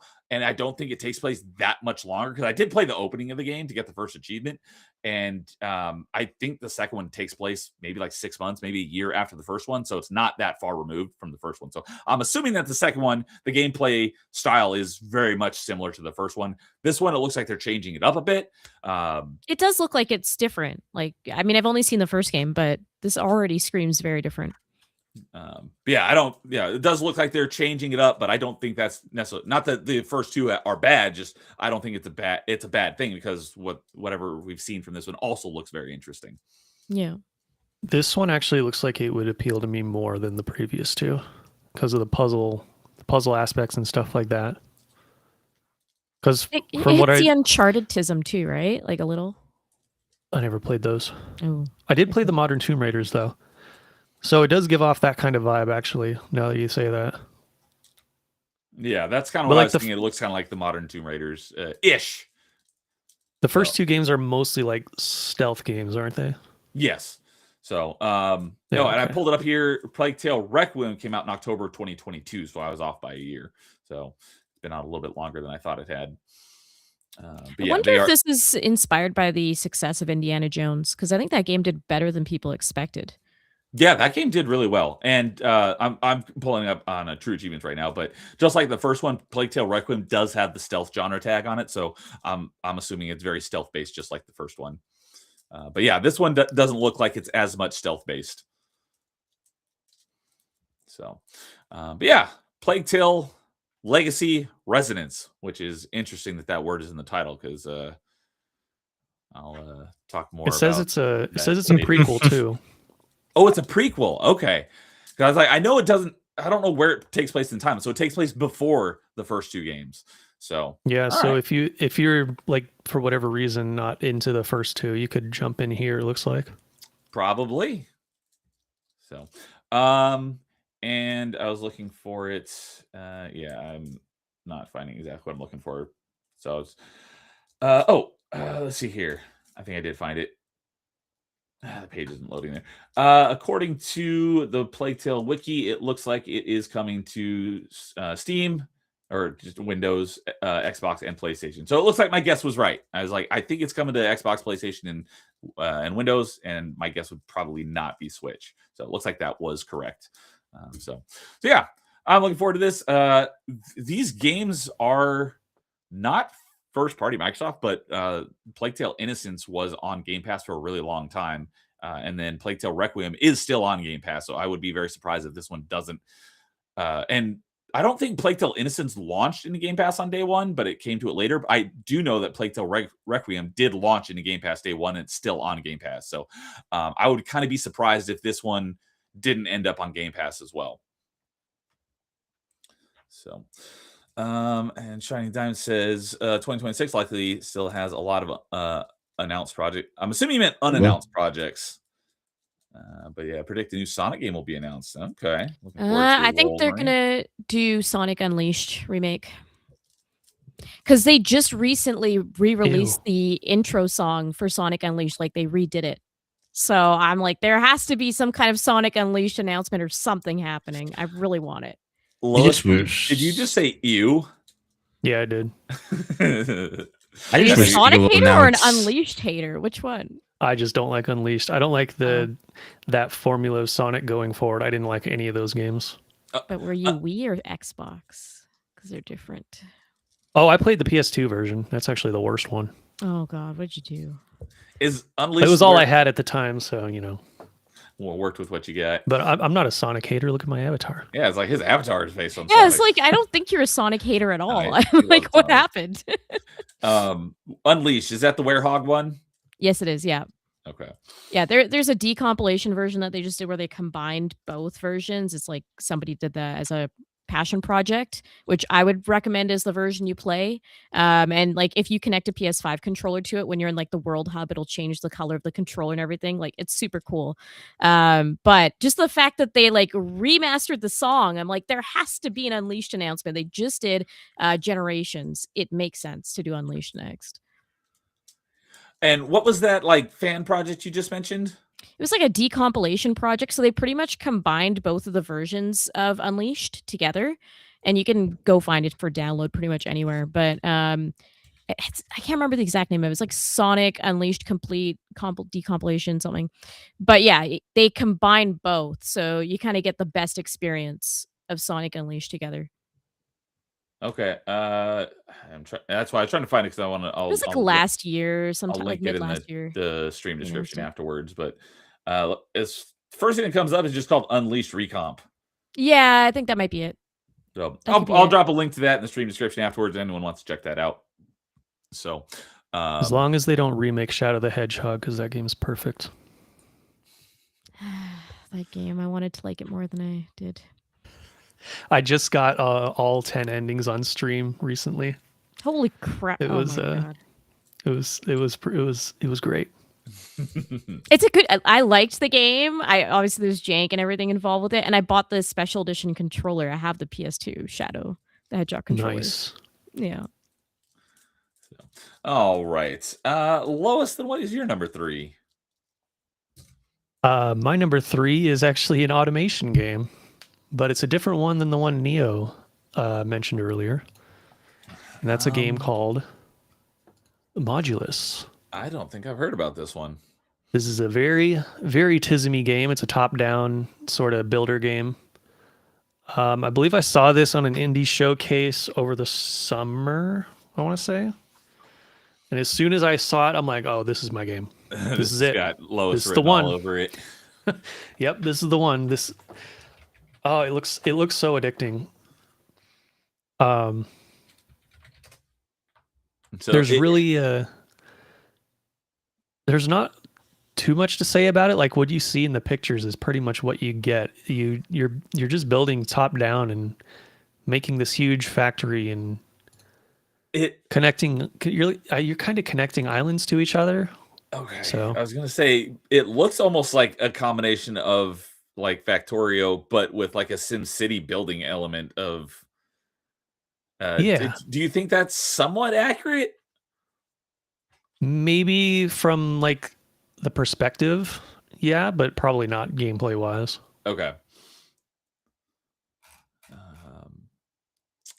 I'm trying to think of a game that would be a good comparison. If you combined Factorio with like a city builder like Anno. I haven't played those, but I've heard of them. I think the gameplay would be closer to something like that. Okay. So, but it looks like there's no combat or anything, obviously. Okay, so yeah, no combat, just building. It looks like it's got a lot of verticality to it. Is that seem accurate?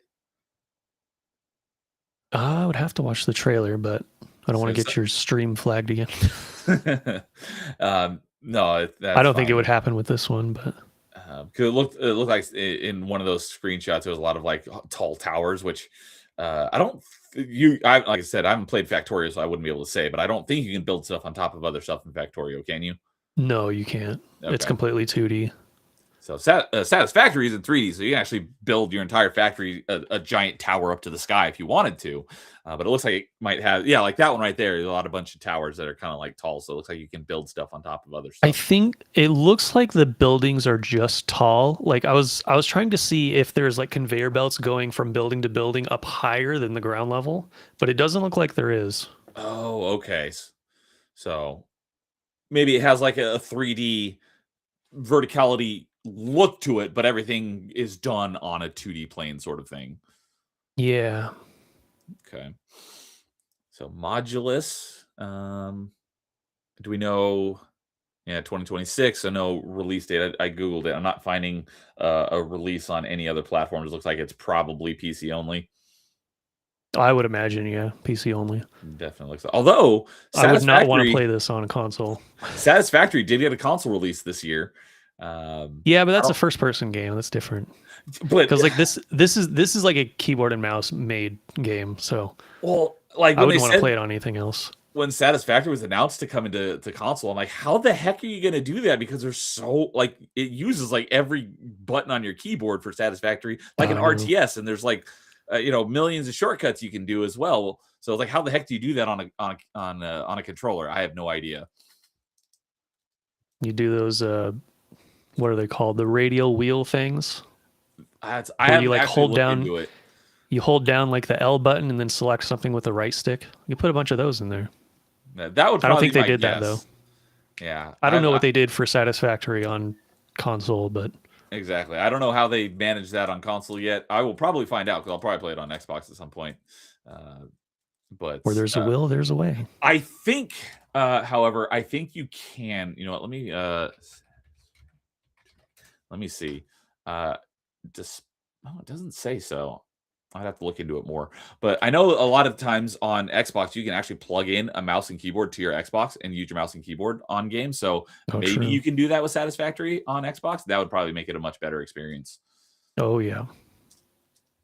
So weapon wheel, that's what it's called. Yeah, weapon wheel. Hey, weapon Crazy wheels. Landlow's here. What's up, Crazy? You said that weapon wheel, I was like, I hate weapon wheels. Yeah. So that was. Oh, and Horny Elf is here as well. I haven't seen you in a while. Hello, Horny Elf. Yo. Good to see you, buddy. So, yeah, I bet I would really enjoy this game as well. If I had to pick, though, I'd probably go Star Rupture, but I'm sure I would enjoy Modulus as well. So, yeah, probably not a whole bunch of story to it, so not a whole lot to say about it. But if you like automation, looks like you probably like Modulus. Yeah, there's a chance this one might get pushed back to 2027 though, because we don't know when it's coming out. But from the looks of it, it looks like it's close to being done. So I don't know. And Modulus actually it has a demo available as well if anyone wants to check that out. I am going to add to library and I will check that out at some point. And yeah, his Steam says, "Oh, you like Satisfactory? You'll probably like this game." It's like, yes, I probably will. The reason why I came here is I wanted to go to the developer, Happy Volcano, and see if they have anything else. The first thing I'm seeing here is You Suck at Parking. Is that the same? That is Happy Volcano. I didn't play that, but it looked like a fun party game. I think you guys played that on a stream at one point, right, Kay? We did, yeah. Dude gifted it to us. It was quite fun. That looked like a fun one. It was on Game Pass. Very opposite to this. Yeah, very in every way. So it's kind of funny sometimes when you like a developer who's kind of known for one style of game that they do something like completely different. Like, well, that since we keep bringing up Satisfactory, but the people who made Satisfactory, they also made Goat Simulator. Yeah. What? Yeah. No way. Coffee Stain. Coffee Stain is the publisher. So because they also did Deep Rock Galactic, but I think that was a different studio, but it was still published by Coffee Stain. I thought it was Coffee Stain Studios that was the developer as well. Let's see here. But Goat Sim, I'm pretty sure that the actual same developer was Coffee Stain Studio developer. Oh, Coffee Stain North is Goat Simulator. So maybe they have like 2 different teams or something like that. Yeah, I think they Yeah, it have would 2 make different way teams. more sense. But yes, it's still, that's a great example. It's like Goat Simulator, Deep Rock, and then Satisfactory, all like kind of under one umbrella. It's like these games are very different from each other. And Sanctum 2, which I have, but I haven't played yet. But that's an older game, but that one's like a first-person tower defense game, which looked really cool. I would probably like Deep Rock as well. I should probably try that. I started because of Paul, and then not that I probably would have played it anyways, but Paul's a huge fan of Deep Rock, and so I was like, I'll play it, and then I finally started it, and I haven't played it since, but I'm sure we'll play it at some Deep point. Rock is fun.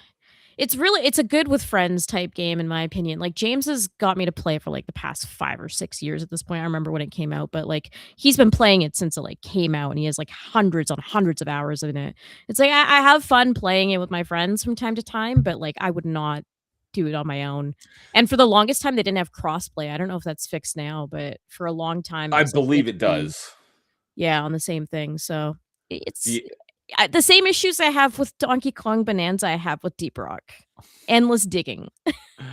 Yeah, I don't know if Deep Rock is in that category, since I haven't played enough of it yet, but there's some other games like that where it's like I would never play it solo, but I'll play it in co-op, i.e. Borderlands, which is nothing Jason and I need to talk about. Yep. I don't know. I think you would like Deep Rock. Like, I mean, I'm kind of doing it a disservice comparing it to Bonanza, because Donkey Kong is literally endless digging, whereas this is more like extraction. Like, you go through, and it's fun to like go in the home base and dance around with people and drink ale and stuff like that. I think that's kind of the thing that stood out, but I'm sure it's fun to do solo too. Yeah, the other one that really like kind of talking about studios that do like completely diverging styles of games, that I was like, wait, what?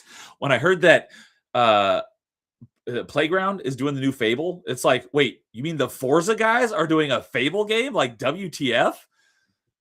So that one I really, guess it's all Xbox, right? So it kind of makes sense, but it's weird.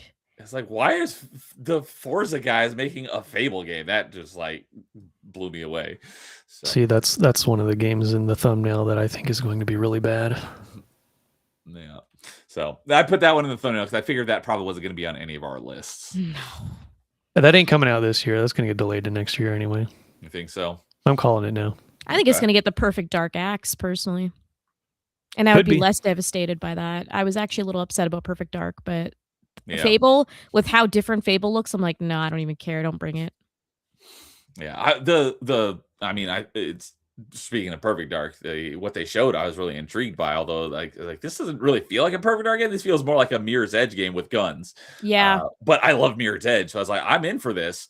But from what I hear, that demo that they showed was actually all fake and wasn't actually any real gameplay. So how stupid is that? It makes me so mad. It's like I could have done a Perfect Dark game. Like, I was obviously pissed off that like Joanna's attitude and everything was just kind of like killed in that, but still, it's like, yeah, it could be something. I was way better than what Fable looks like. Like, Fable looks like it just shouldn't. Just put it on the chopping block now. We're good. No one's buying that. I was very cautiously optimistic towards Perfect Dark, the reboot, until it got the axe. So take it out to pasture. It was really that man jaw in Perfect Dark that pissed me off. That was the one out of the little bit that we saw, that was my biggest issue. So that's why I started calling her Joanna Dark. Joanna, that's good. I like it. But yeah, Perfect Dark was my favorite game of all time for many, many years. I love that, the original one. So, but dude says, yeah, because Microslop is run by morons, can't really argue with that. That chiseled chin of Joanna Dark. Yep. Yeah, seriously. So, all right. Yep, I think that was everything I was going to mention. So, all right. Any last thoughts on Modulus? All right. Well, with that, we'll go to Kay for her number 3. My number 3 is not going to surprise anyone that ever listens to me talk, but I don't know how many people know about this game unless you hear me talk all the time. I am a huge fan of motorcycle games, huge fan, and I obsessively talk about a certain motorcycle game on the Genesis and the PS1 called Road Rash constantly. It, to me, is just some of the best feelings I've ever had in a video game. I could play Road Rash all day. I could be a Road Rash channel. and I would be like just the happiest person on earth. But there is a bunch of games that people try to make, like Road Redemption, which we showed off recently on our channel, and it just doesn't quite hit the mark. It's not there. You'll have like some other indie games, and they'll put like anime waifus in it and stuff, but it's just very empty. It doesn't quite hit it. But there's a new game coming out called Bash Moto, and it to me looks like the closest thing to a Road Rash so far, and I'm talking like classic Road Rash. Now, look past the art style. This is the point of the game that I'm not excited for. I think the art kind of looks a little too mobile, but vehicular combat, motorcycles, the camera is in as tight as it should be in this kind of racing game. You get to whip around people with chains, and you get to hang out in a bar and talk to people and upgrade your bike and do all the things you would do in a Road Rash game. This game could be incredible if done correctly. So I am super excited.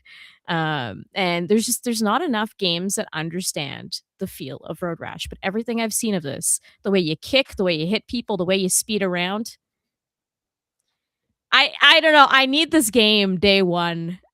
Like, I have been watching this game like a hawk. So I don't know what the soundtrack is going to be like. That might be the only thing that holds this game back. The art style I can look past. Like, if it feels good, then I'm happy enough.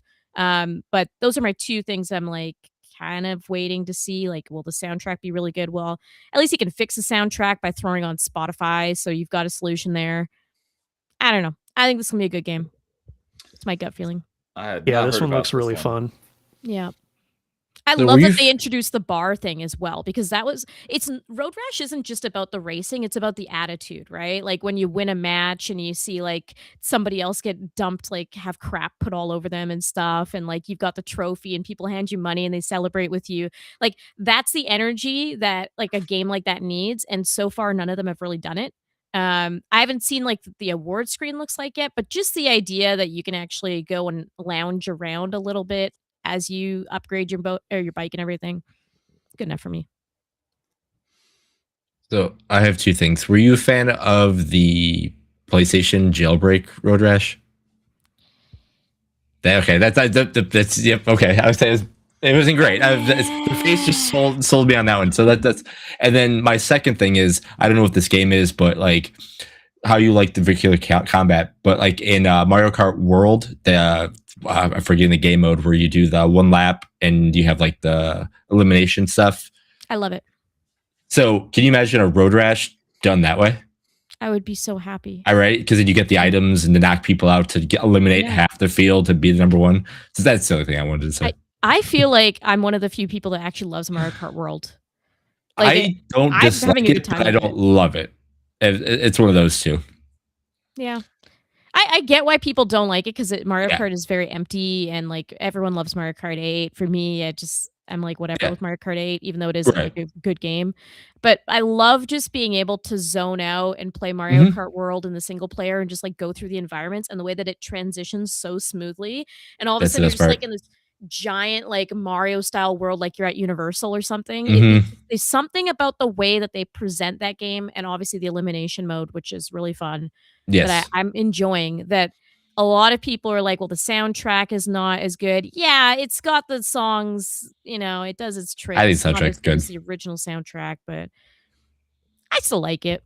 Yeah, but I would say like a Road Rash elimination mode with multiple players and everything like that. Like imagine 24 people getting on this game and you have to reach the exit, and each time, you're getting rid of people and all that stuff. I think that would be pretty cool. I would play a battle royale like F-Zero 99, Tetris 99 style Road Rash game. And I think Crazy Taxi. That would be awesome. Crazy Taxi is kind of aiming to do something similar to that. I haven't heard much about that since, but there was a rumor that we were going to get a battle royale Crazy Taxi, and a lot of people were like, nah, screw this. And I'm like, nah, that could work. I think it could work in a racing game. So yeah, Jason, a race like a Road Rash battle royale style game, I would be the first supporter of that game. The second I heard about it, like I would be like, here's my. See, that's what I was looking at. I was like, at a couple of the screenshots, there was like 6 people there. I'm like, imagine if those were actually controlled by players. That would be so cool. So good, yeah. So Bash Moto, I'm looking forward to it. No one is surprised to hear that when they hear about my motorcycle obsession.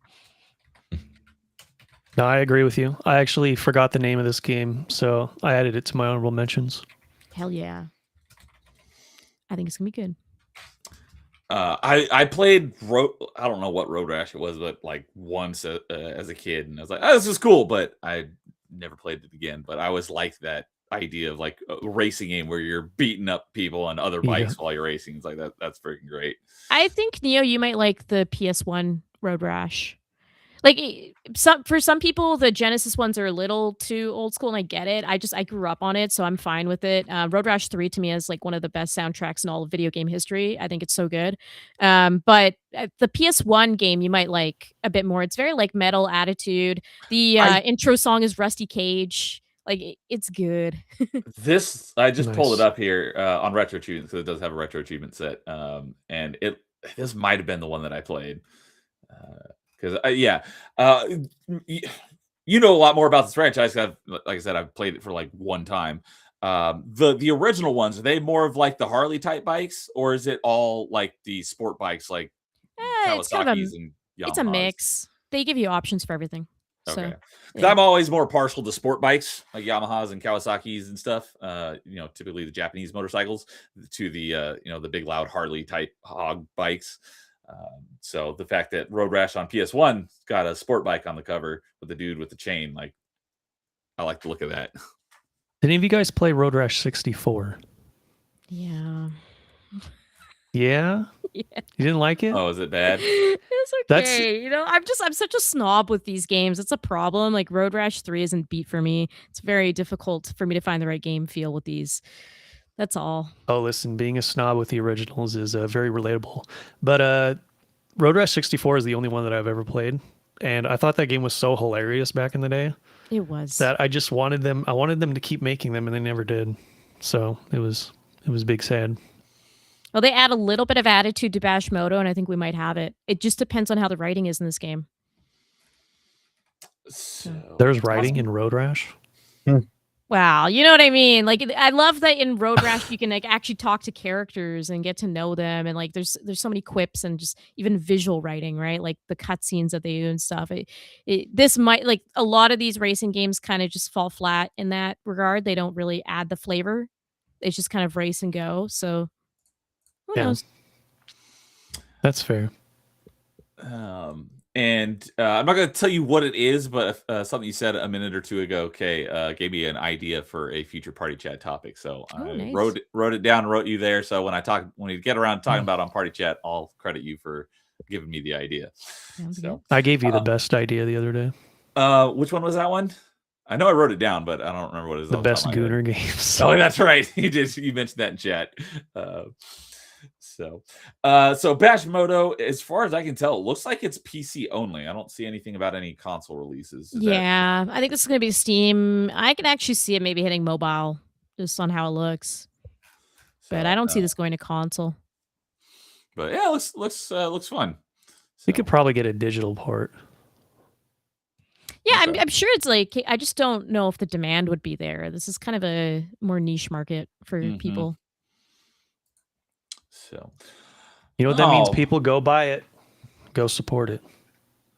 So, all right. Let's see. Before we get on to our number twos, I saw a couple of people show up in chat. Crazy Landlow said, "Kay, does Shadow the Hedgehog count as a motorcycle game?" Yes, sir, it does. Why do you think I love Shadow so much? Lois Motorcycle agreed. Gang, let's go. Lois agreed. Said it's my motorcycle game. I don't know. I haven't played it. Rigor says, "Need Road Rash Melee K channel right meow." Right meow. We need it right now.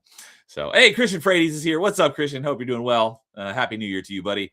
And dude says, I wish Mario Kart World was enjoyable, but I want Mario Kart in my Mario Kart game. 3-lap races. Yeah, I've heard that's a big issue that a lot of people have, is that it's not the 3-lap race setting. Is it too much to add? Rigor Morpheus, is it too much to ask to have a GTA size world where the GTA Online content is just racing the various map destinations and getting your money for bike upgrades? Seems like super easy content. That does sound interesting. That's kind of what Road Redemption tried doing. So, I mean, you might want to play Road Redemption in that regard, but it's obviously not going to cross over the GTA world. I get the idea of wanting a mini game almost to add to your world, but And Crazy said, motorcycles are awesome. Yes, they are. Just wish I knew how to ride one. I miss my motorcycle, but I will have one again someday. And James says, I want to play more Road Redemption because Kay will hate me for it. Play good games. She's such a rash purist. I am. Just trying to. Did someone say Gooner games? Lois did. James, Halo with Sprint isn't Halo, and Road Rash not on Genesis isn't Road Rash. I don't know about the Road Rash, but I completely disagree with the Halo part. So making all top 5 games for this episode being Gooner games would be great. And the Midnight Club is just racing the GTA engine. That's right. I forgot about Midnight Club. Midnight Club's great. Midnight Club's that arguably my even though I haven't really played much of it, would arguably be my favorite Rockstar franchise. So, all right. With that, we will get on to our number 2s. And I think since I was going to go first last time, but I ended up getting hijacked by Jason. Sorry. I will go ahead and start off our round 2. And as I mentioned, that we'll get to it later in that Plague Tale Legacy Resonance also ties into this one, because this is kind of a similar, where this developer has like a close relationship with Microsoft, but it's not a first party studio. But this game is my favorite in the Remedy universe, and that would be Control. They announced just recently Control. It's not Control 2, but it's Control Resonance or Resonant. That's why. Very similar names to the previous one. But this was originally my number 3, but I switched it to my number 2, mainly because, like I said, I haven't played Plague Tale 2 yet, but I have played Control, and I freaking love it. It's my favorite of the Remedy games. Although I haven't played all. I have played Quantum Break, and I did also play. No, it's three ones, right? Alan Wake, Control, and Quantum Break. That's right. And I played Quantum Break and Control, but I haven't played Alan Wake because that's not really my genre. But I really love Control a lot. The one thing that I'm kind of hesitant about this one is because the first one is like a pseudo Metroidvania, which is another thing that I really liked about it. And it's a really cool third-person shooter with cool abilities. And you have this cool morphing gun that like mutates essentially into different forms for the different like it has like a revolver mode, and it has like a shotgun mode, and it's got like an automatic mode, but it's all this one gun. It just like changes forms, which is really cool. This one, however, they've kind of gone in a different direction from what little we've seen about it. I don't even know if there is a gun in this game. It looks like it's entirely all melee based combat, which isn't necessarily a bad thing. It just looks like it's not a third person shooter. It looks more like it's a hack and slash, but I love hack and slashes. So I'm very intrigued to find out more about this game. I would love to get a proper Control 2 that is still a third person shooter, but I'm totally on board with seeing what they do with the melee combat and it being a hack and slash. I hope it is a hack and slash. And it's not a Souls game. It doesn't appear to be Souls-like, although some of the enemies in the short trailer we've seen look like they could have been like Souls-inspired. But it definitely looks more like a more straightforward hack and slash than a Souls game. So I'm all on board for that. You're also not playing as the same character, because the first game in Control 1, you're playing as Jesse Faden. This one, you actually play as her brother. I just blanked on his name. Does it say it right? Dylan. Thank you. Yeah, her brother Dylan. My hat's covering it up. Your hat's covering it, but it does look like it does have a similar, like I said, the gun in the first one is just like mutates into different forms. It does look like your melee weapons have the same sort of thing in this one, because in the short trailer, there's a part where he's got like these two, just they look like pieces of like metal, and then he like lets go of one, and then they kind of like form into one weapon. And there's another part where it's like right there, it's like this big axe, but then it like shrinks down into like a sword or something. So it looks like it has that same kind of, you have one item and it transforms into these different modes that you need for whatever form or like whatever type of weapon you need for the combat situation you're in. And I like that the Control games are kind of like, they got like this eerie feeling, but they're not like scary games, because I'm not into the scary type of stuff. But something like this, where it's kind of like eerie, kind of spooky-ish, but not really spooky, is like I'm totally on board for that. So yeah, I'm really looking forward to Control Resonant, and I hope that it also keeps that same like kind of Metroidvania style map and abilities that allow you to progress farther into, well, I don't know where the game takes place, because in Control, the entire thing takes place inside the building of the Federal Bureau of Control. And I still don't fully understand all the lore because it's kind of complicated, but there's also like this other like dimension or realm or something. It's called like the oldest house, and I don't really know exactly how they work together. It has really weird lore, but like in the best kind of way. But it's probably the best way to describe it is kind of like the TARDIS, where the inside is a lot bigger than the outside. So you have this whole large game that takes place inside this one building, but it's the gameplay. The place that you're in is a lot larger than that building would be looking at it from the outside. So I hope that you keep that same style of map as well, and like I said, abilities that allow you to traverse farther into the game world wherever it takes place. So it looks like it could be really cool, and I hope I like it just as much as I like the first Control, because that game was great. Whenever someone brings up bigger on the inside, the first thing that comes to mind is every single house in every JRPG ever. Very true. You got this tiny little block, and then you go inside and it's like a 4-story building. It's like, wait, what? Yeah. Yep. So curious if any of you played Control? Nope. I played a little bit of it, but my friend is like super like all about it. So I played it not exactly when it first came out, but I want to say I probably played it in like 2021.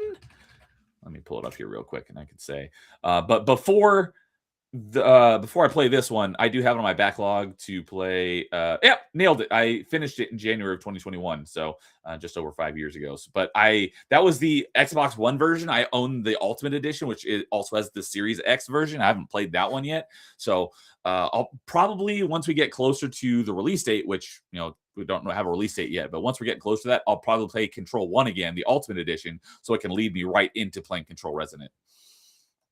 I think out of everything that Remedy has made, Control is the one I would be most likely to play.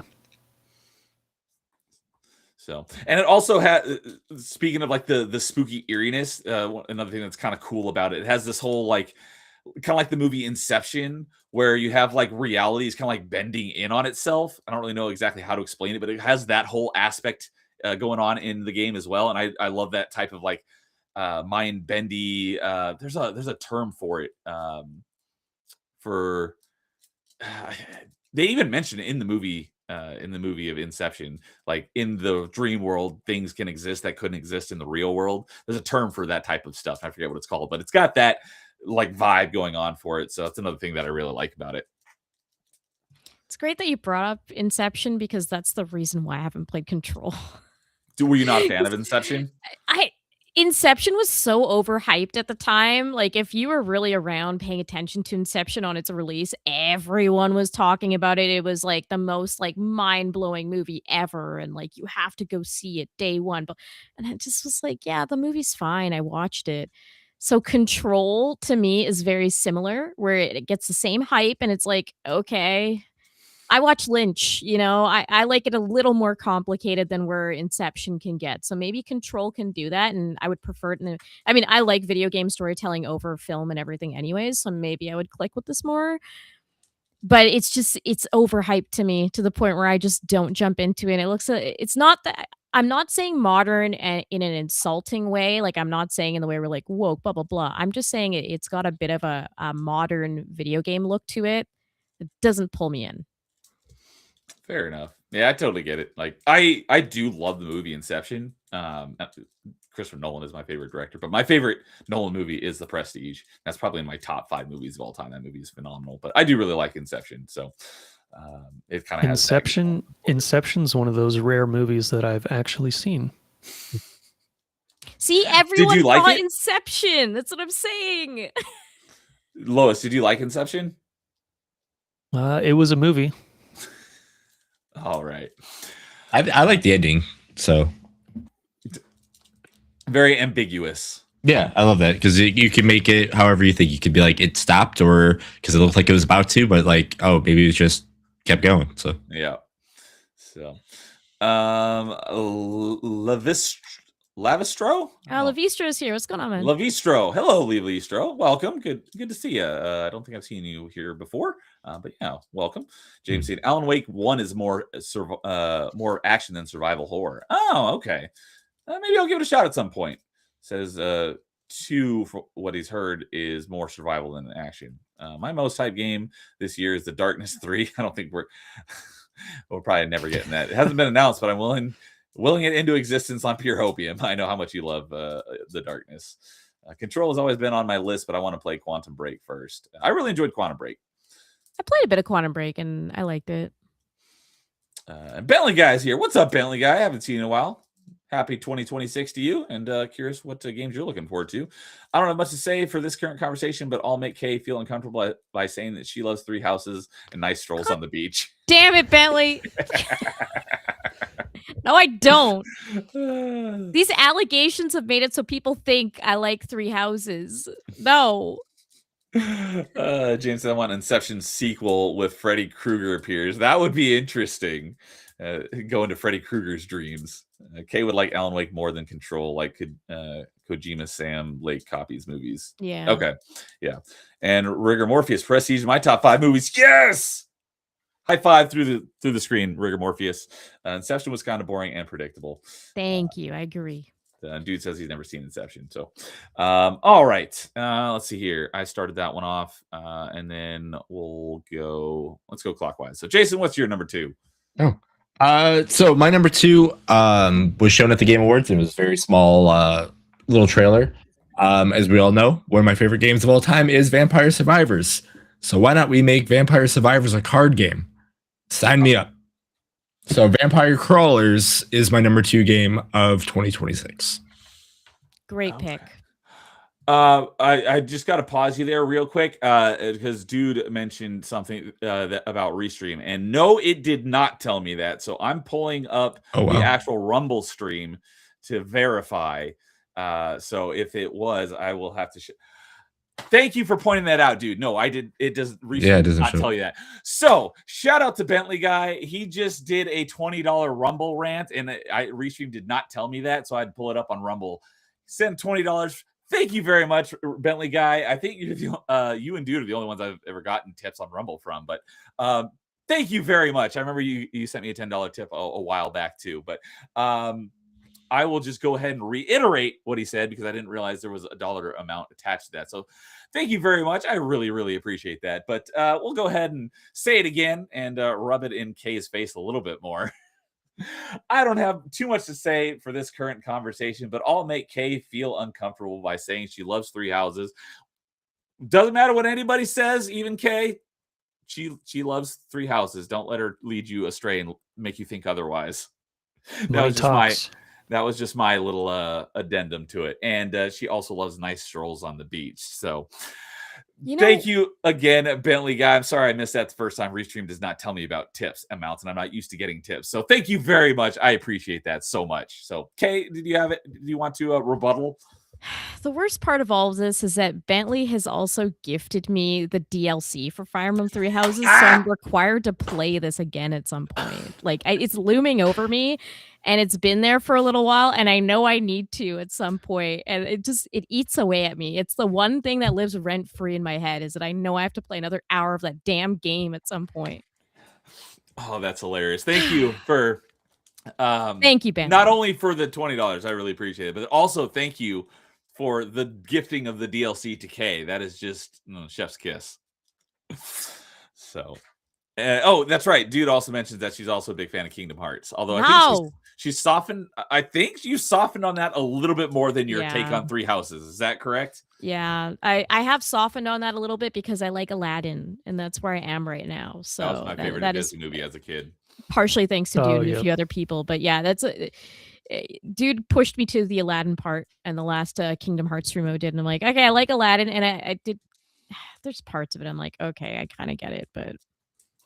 And shout out to Dude, because that is what he's been streaming over on his channel lately, is the Kingdom Hearts. I don't know. I think it's the original one, but I know that he's been streaming some Kingdom Hearts. So if you want to watch someone go achievement hunting for Kingdom Hearts, go check out Dude's channel. And you can see him do the barrel challenge properly, and not like me in 8 hours of a stream where I'm like, huh? Oh yeah, I have magic in this game. So thank you again, Bentley guy. Sorry I missed that, and thank you, Dude, for pointing that out to me. So all right, back on track. Jason, go ahead and tell us more about Vampire Crawlers. Yeah, not a lot to know about it yet so far, except for it's Vampire Hunters, but as a card game. And I love these little style of games. I love Vampire Hunters. So give me a deck building game that I can just waste way too much time for how simple of a game this could be. Yeah, I can't wait. I hope it comes out this year. This is one of those that says it's supposed to be this year, but I could also see it being late in the year where it might not make it. But hopefully it's a summer game and I have plenty of free time to play it. So I marked out when I saw this game announced. I'm like, yes, let's go. It's what is that game? Darkest Dungeon or whatever. That also kind of does something. No, like Slay the Spire. Yeah, Slay the Spire might be what I'm thinking of. Yeah. Darkest Dungeon's is like it's permadeath, crawler. like turn-based dungeon crawler. Yeah. I know Paul likes that game. But there's a few of those games. Hard. There's a few of those games where like it's more deck building than anything. And you're going through dungeons. I think this is gonna be super good. So Bentley guy said, y'all take care. I'm headed to bed. Good night, Bentley guy. Thanks for showing up. I really appreciate that. You have a good night. Good sir. So, and Dude is saying I need to as well. Have a good night. Yeah, you guys are a few hours ahead. So thanks, Dude, for hanging out. You have a good night as well. And I will talk to you on Thursday, because we are doing our next episode of Achievement Chasers on Thursday. So, yeah, I played a little bit of Vampire Survivors. I've probably about maybe 10 or 15 hours or so, and I still got a long way to go. I say you've barely scratched the surface. Yeah, barely scratched the surface, but I've enjoyed it. This looks like way different. I think I'm probably more inclined to play, not that it's an upcoming game, but Mega Bonk, since that's basically 3D Vampire Survivors, whereas this is doing a card battler, which not necessarily a bad thing, just that's not typically kind of up my alley. But for those of you who do like card battlers, this does look like it could be a lot of fun. Neo, you should play the Castlevania DLC at least for Vampire Survivors. Oh, sure. I'm going for the 100%. Well, when I get around to actually be like, hey, this is the game I'm playing right now. I played it for a week or two, and then I haven't touched it in probably 2 or 3 months. But when I get around to it, I will be going for the 100% completion. So I will absolutely be having to play that. Not have to play that DLC in that I don't want to, but I will. You're committed to it. I'm committed to it because I do want to get the 100% completion, as I do with most games. So I will absolutely be playing that DLC at some point. Yeah, no, the DLC, the Contra DLC. Yeah, I say this. There's the Contra DLC. There's Ted. There's so much. Yeah, let's see here. The weirdest one to me was the Among Us one. That's the only one I didn't buy. I was like, why? Yeah, because they have to be everywhere. Yeah.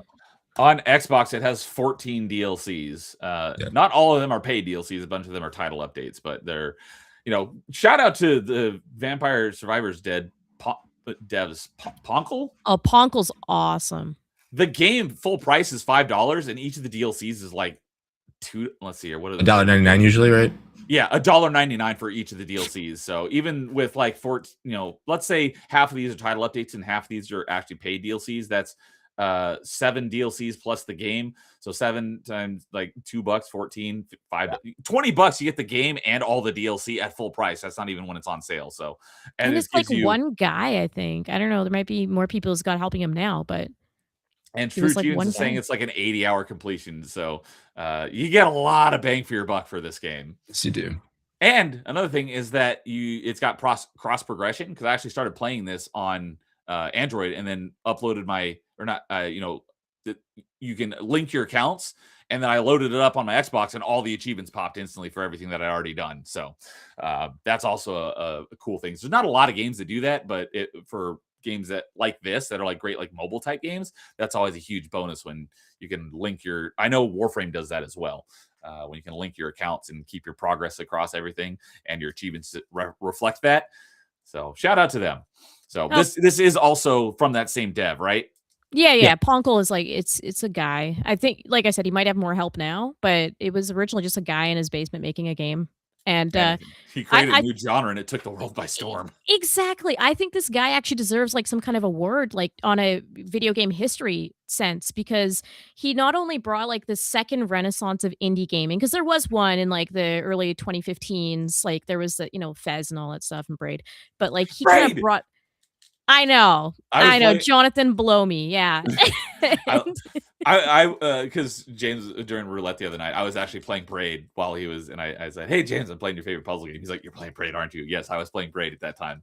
So I don't hate Braid as much as he does, game. but I also don't really just when that guy is just so. Artists that like kind of sniff their own farts, like he's one of those. That's kind of what irks me about him. Completely understandable, but I don't think it should let you affect your take on the game itself. The game is no, it's not that. It's just that was actually directed more towards James. It's like when you're active during a time and you see the conversation every single day, and like I was witnessing that indie renaissance and just how everyone was so full of themselves. Like the Binding of Isaac guy was fine, he wasn't, but it was people like Jonathan Blow that was very much full of himself, and I'm an artist, look at me. And it's just like it's hard for me to take you seriously when you're such an artistic game at the same time. But Ponkel is responsible for that second renaissance, in my opinion, and really showed people, hey, you can make your own genre, you can make a game from scratch, and you don't have to be Kojima to make your own genre.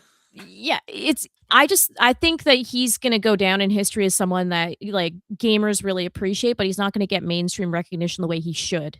Other people that are pioneers in the industry. So I'm just putting it out there. Ponkel deserves some kind of like mega award that like he should be remembered 50 years from now.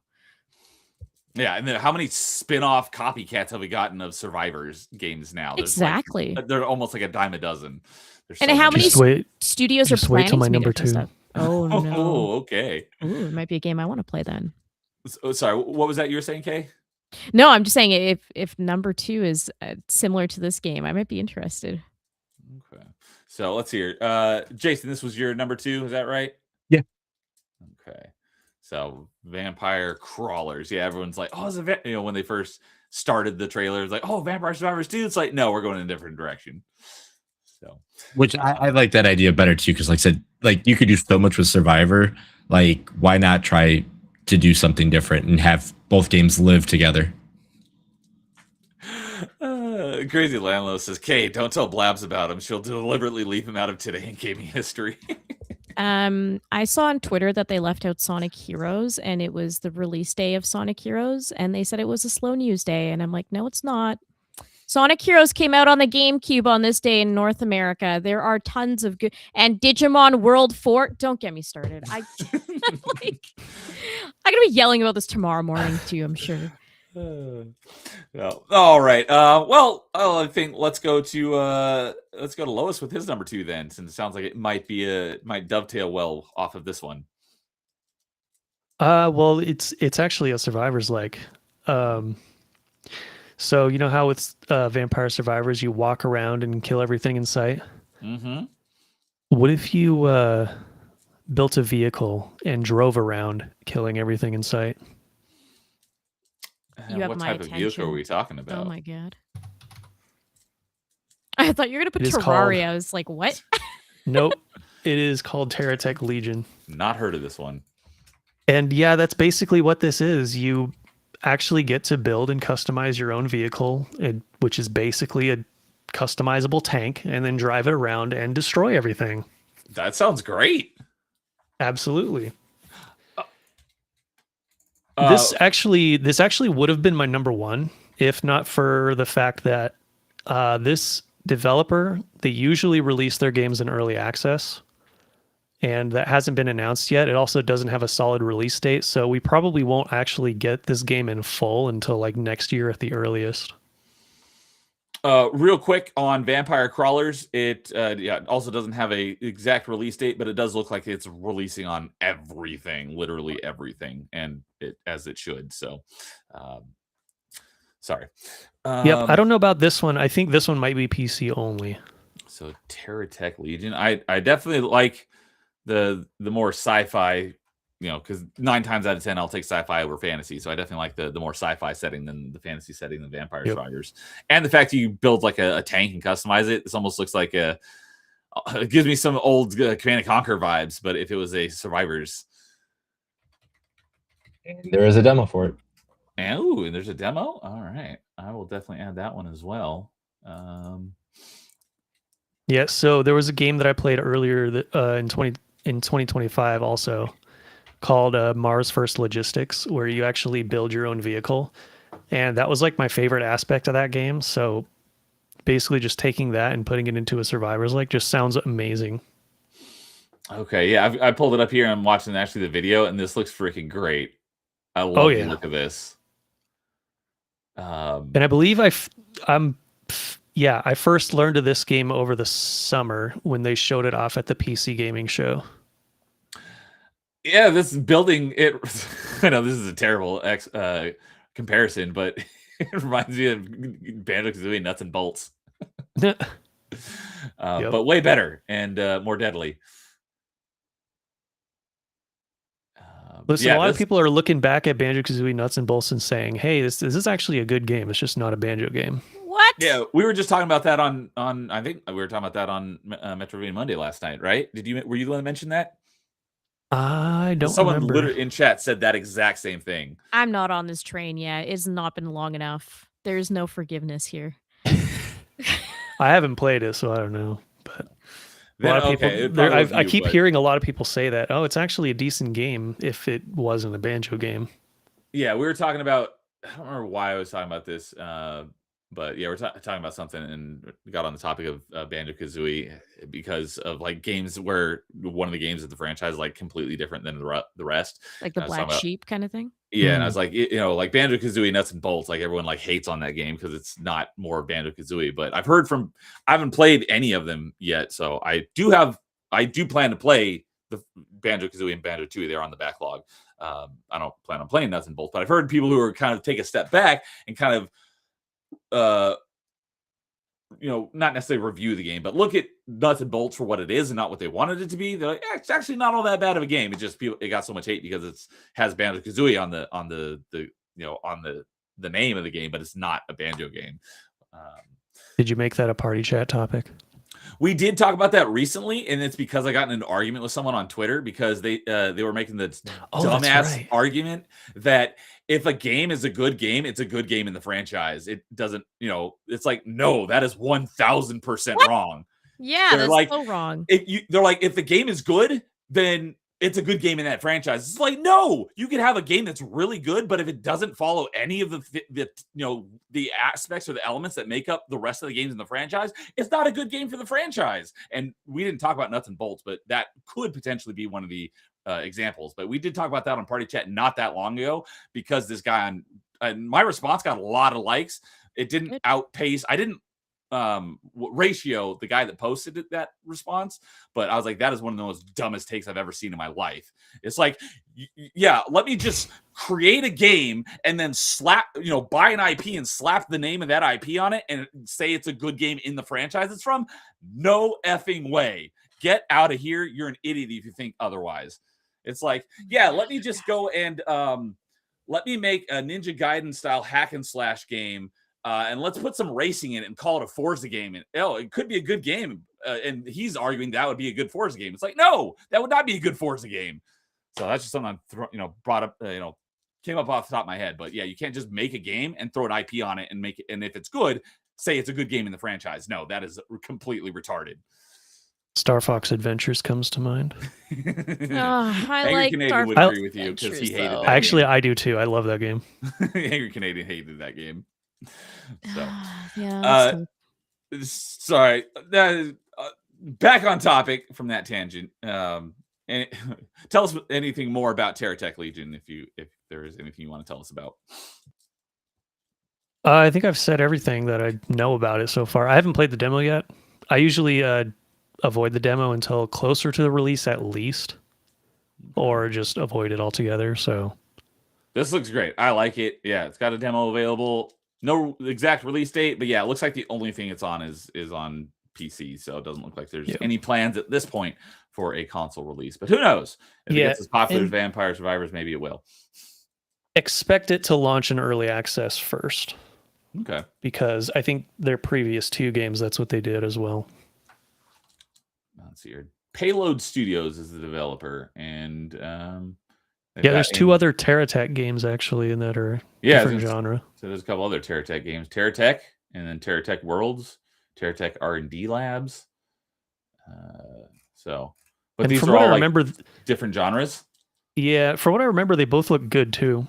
What little I'm seeing from these little thumbnails, they look interesting, but I have no idea what type of games those other ones are. So let's see. This is a sandbox survival game. This one looks really cartoony, actually. Looks like it still has like the vehicle building stuff in it. It does. And then this one's sitting at mixed. It's still in early access, but yeah, you build a vehicle. Yeah. The one that you chose looks the best out of these 3. Oh, absolutely. So that looks like a lot of fun. Another one that I'm glad I am now aware of. Oh, the one thing I forgot to mention. So when I did during the summer, when they were doing like all the showcases in June, I do this thing now where I take the 10 best and 10 worst looking games that they shown off at all the June summer showcases and put it into a video. This game was number 1 for me. Nice. I see it. It looks good. Yeah. It looks like a lot of fun. So, all right. Then I think that leaves just Kay for her number 2. My number 2 is also not going to surprise anyone. I've actually talked about this game a lot, and maybe it should be my number 1 because of how much I talk about it. As a lot of people know, I've been playing Skyrim recently. I had played through a bunch of Oblivion in the past year. I'm a huge Morrowind fan, and that's what prevented me from going into Skyrim for as many years as I did. Lois, you're a huge fan of Morrowind too, right? It's my favorite game of all time. Hell yeah, let's go. So. Base Lois, yeah. let's go. I don't understand that. I played like 15 minutes of it, and like the combat in this is like terrible. It's like, did you say 15 minutes? That's all I did it on a roulette stream, but that's all I needed to know about the combat. It's basically like turn-based combat in a real-time setting. It's like, if I make contact, it should do damage, not this, oh, you missed. It's like, no, you played KOTOR. Get out of here. No. Why does everyone excuse KOTOR but not Morrowind? Because you issue commands in KOTOR. You're not actually like doing it yourself. It's not a first-person game. 15 minutes. 15 minutes of Morrowind is your problem. Yeah. Well, I'm not saying it's a bad game. Right? It's just the combat is, in my opinion, is trash. But I do think that Morrowind should have gotten a remaster over Oblivion. And if they had correct combat in it, then I would probably be inclined to play it. The problem is a lot of people think Morrowind is an action game when it's really technically not, because everything is based off of like probability and dice rolls and stats and exactly. like Leave an that actual for the turn-based games, not the real time. Get that crap out of here. It still works. I disagree. It's an incredible game. Don't be a hater. Anyways, I think I know where you're going with this. I just forget the name of the game. So okay. That's totally fine. Well, anyways, Morrowind is like one of the best games to ever exist on Earth. And if you haven't played Morrowind and if you only played 15 minutes, shame on you, especially somebody on this call. Brett, it says 15 minutes. Does that even get you to combat? Yes, I got into combat. And I'm like, I'm hitting this guy. Why is he not taking damage? That's not how did you get into combat? Play. Did you fight a random person? How did you get into combat? You're like in the town for the first 15 minutes. I was out in the wilds and I was getting attacked by creatures. And I'm like, why? I'm hitting them and they're not taking damage. So I can go back to the stream and take a look at it. But I was not a fan of the combat. But everything else in the game could probably be perfectly fine. It's the best lore in all Elder Scrolls and like almost all gaming. All right. I could tiz him out right. I could tiz him out right now and tell you exactly why your character is missing. So I definitely couldn't argue against the lore thing because I don't know anything about the lore of Morrowind. But there's great lore in the Elder Scrolls franchise. So Yeah, Morrowind's the best in that regard too. Yeah, Okay. it's the best. Lois probably knows about this game then, but there's a game coming out, and now it says coming soon, but we got a demo recently. It looks like it's close enough to being done. I think this could hit 2026. So this is the only one on my list that I'm like, they haven't officially said 2026, but it very much looks like it's a 2026 game based on everything that they've like their development cycles and everything. Queen's Domain, which is a retro fantasy RPG, very clearly visually inspired by Morrowind when you look at it. Look at that beautiful game, a retro fantasy action RPG, man. Like this game looks so good. It touches the Elder Scrolls tism for me. I love everything about it. Look at how it like the dungeons ooze Elder Scrolls. I like this screenshot here. Yes. I think I heard you talking about this game just a couple days ago. I talk about this on a game a stream. lot. Yeah. I just couldn't remember the name of it, but yeah. I talk about this game constantly. So the storyline's pretty basic at this point. It's one of those like, where's my dad? Something happened. So you're like kind of exploring the world, dungeon crawling, just exploring the universe, really trying to figure out what's going on. So it's one of those kinds of stories.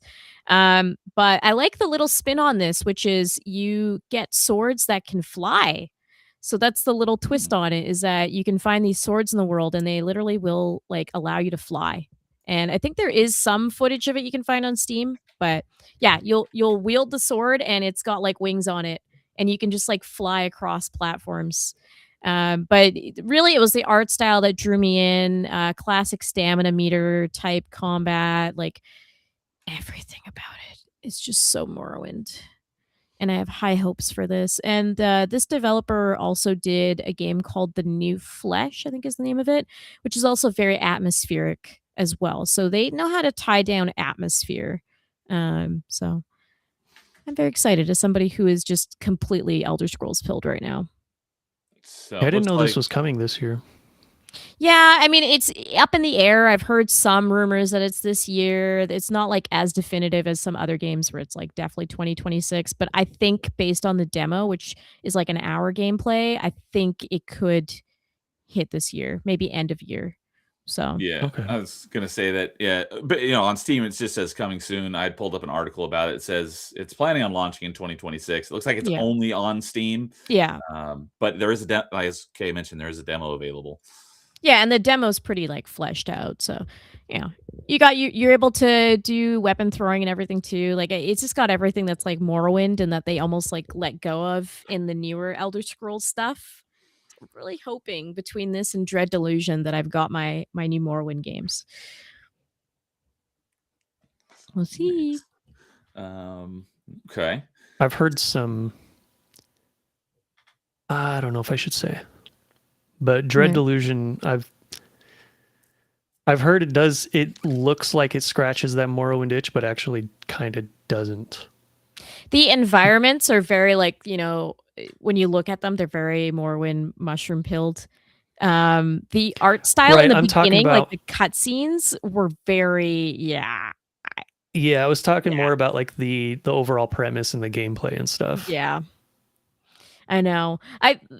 Uncle gifted us Dread Delusion, and I was like, this game is so like up my alley. And the more we got into him, like I could see the elements of Morrowind in there, but there is definitely this like weird gut feeling of like you're going a little bit in a more radical direction. It's not quite there. I think Queen's Domain is more grounded to what I'm looking for, but I think I'll like both games.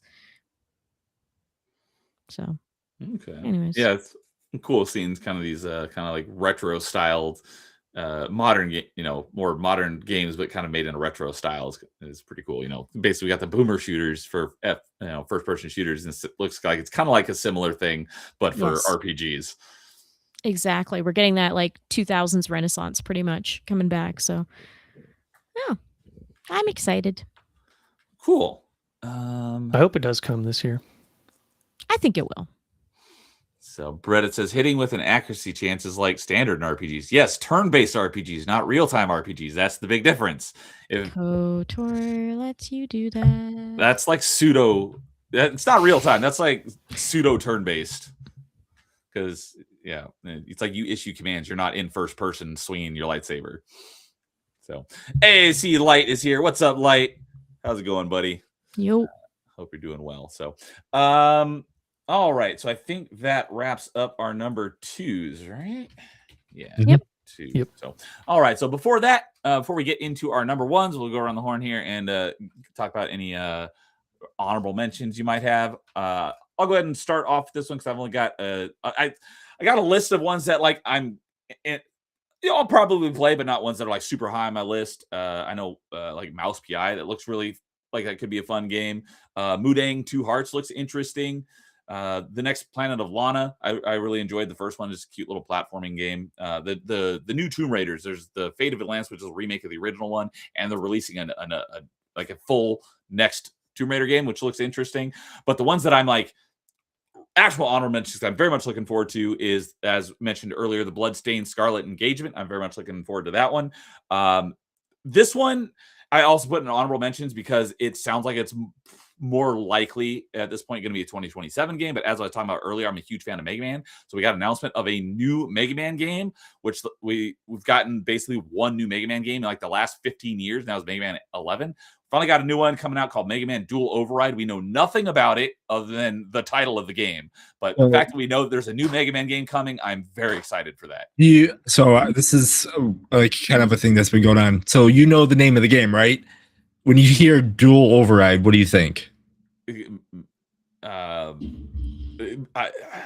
made me think of Mega Man 11, where it's got like the gear system. So you have like two different like power abilities. So what a lot of people are thinking is because it's spelled dual like two, it might be two players, or you might be Mega Man and Proto Man because we heard the Proto Man music too, where they both play at the same time. Oh, kind of like some of the like Mario games that you can play co-op at the same time. Maybe something like that in a Mega Man game. That'd be dope. Yeah, because there's a reason why they played the Proto Man music at the end of the second trailer, and there's a reason why it's called Dual 2 Override. So who knows? But yes, I'm super excited about that as well.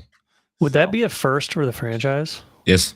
Yes. There's never been a multiplayer Mega Man game except for, well, I mean, in a co-op sense, there has been some versus like the Mega Man Battle Network games. You can battle against other people.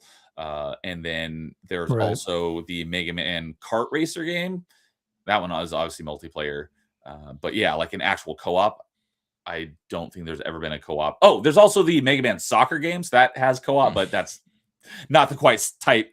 Yeah, not quite the same type of co-op as we're talking about. So, and then the last one is not an actual game, but I'm super excited for March because that is when Wii is getting retro achievement support, and I got a lot of Wii games that I'm looking forward to playing for retro achievements. So, not one game, a bunch of games, and looking forward to another reason to go back and play some of my Wii games again. So, I'm very, very much looking forward to that. So, Jason, what about you? What are some of your honorable mentions? So the one that's not, I'm afraid that's not going to come out this year, but I'm still hoping that it does because it got shown last year, but I think it's coming out next year, is Felt That Boxing. I'm still waiting for that game. That game looks awesome. I won that Punch-Out game, and this art style looks ridiculous. But yeah, Felt That Boxing. I think it's next year because whatever, keep reading about it. But if it comes out this year, that would easily make my top 5. But the games that are coming out this year that I'm looking forward to is Eternal Life of Goldman.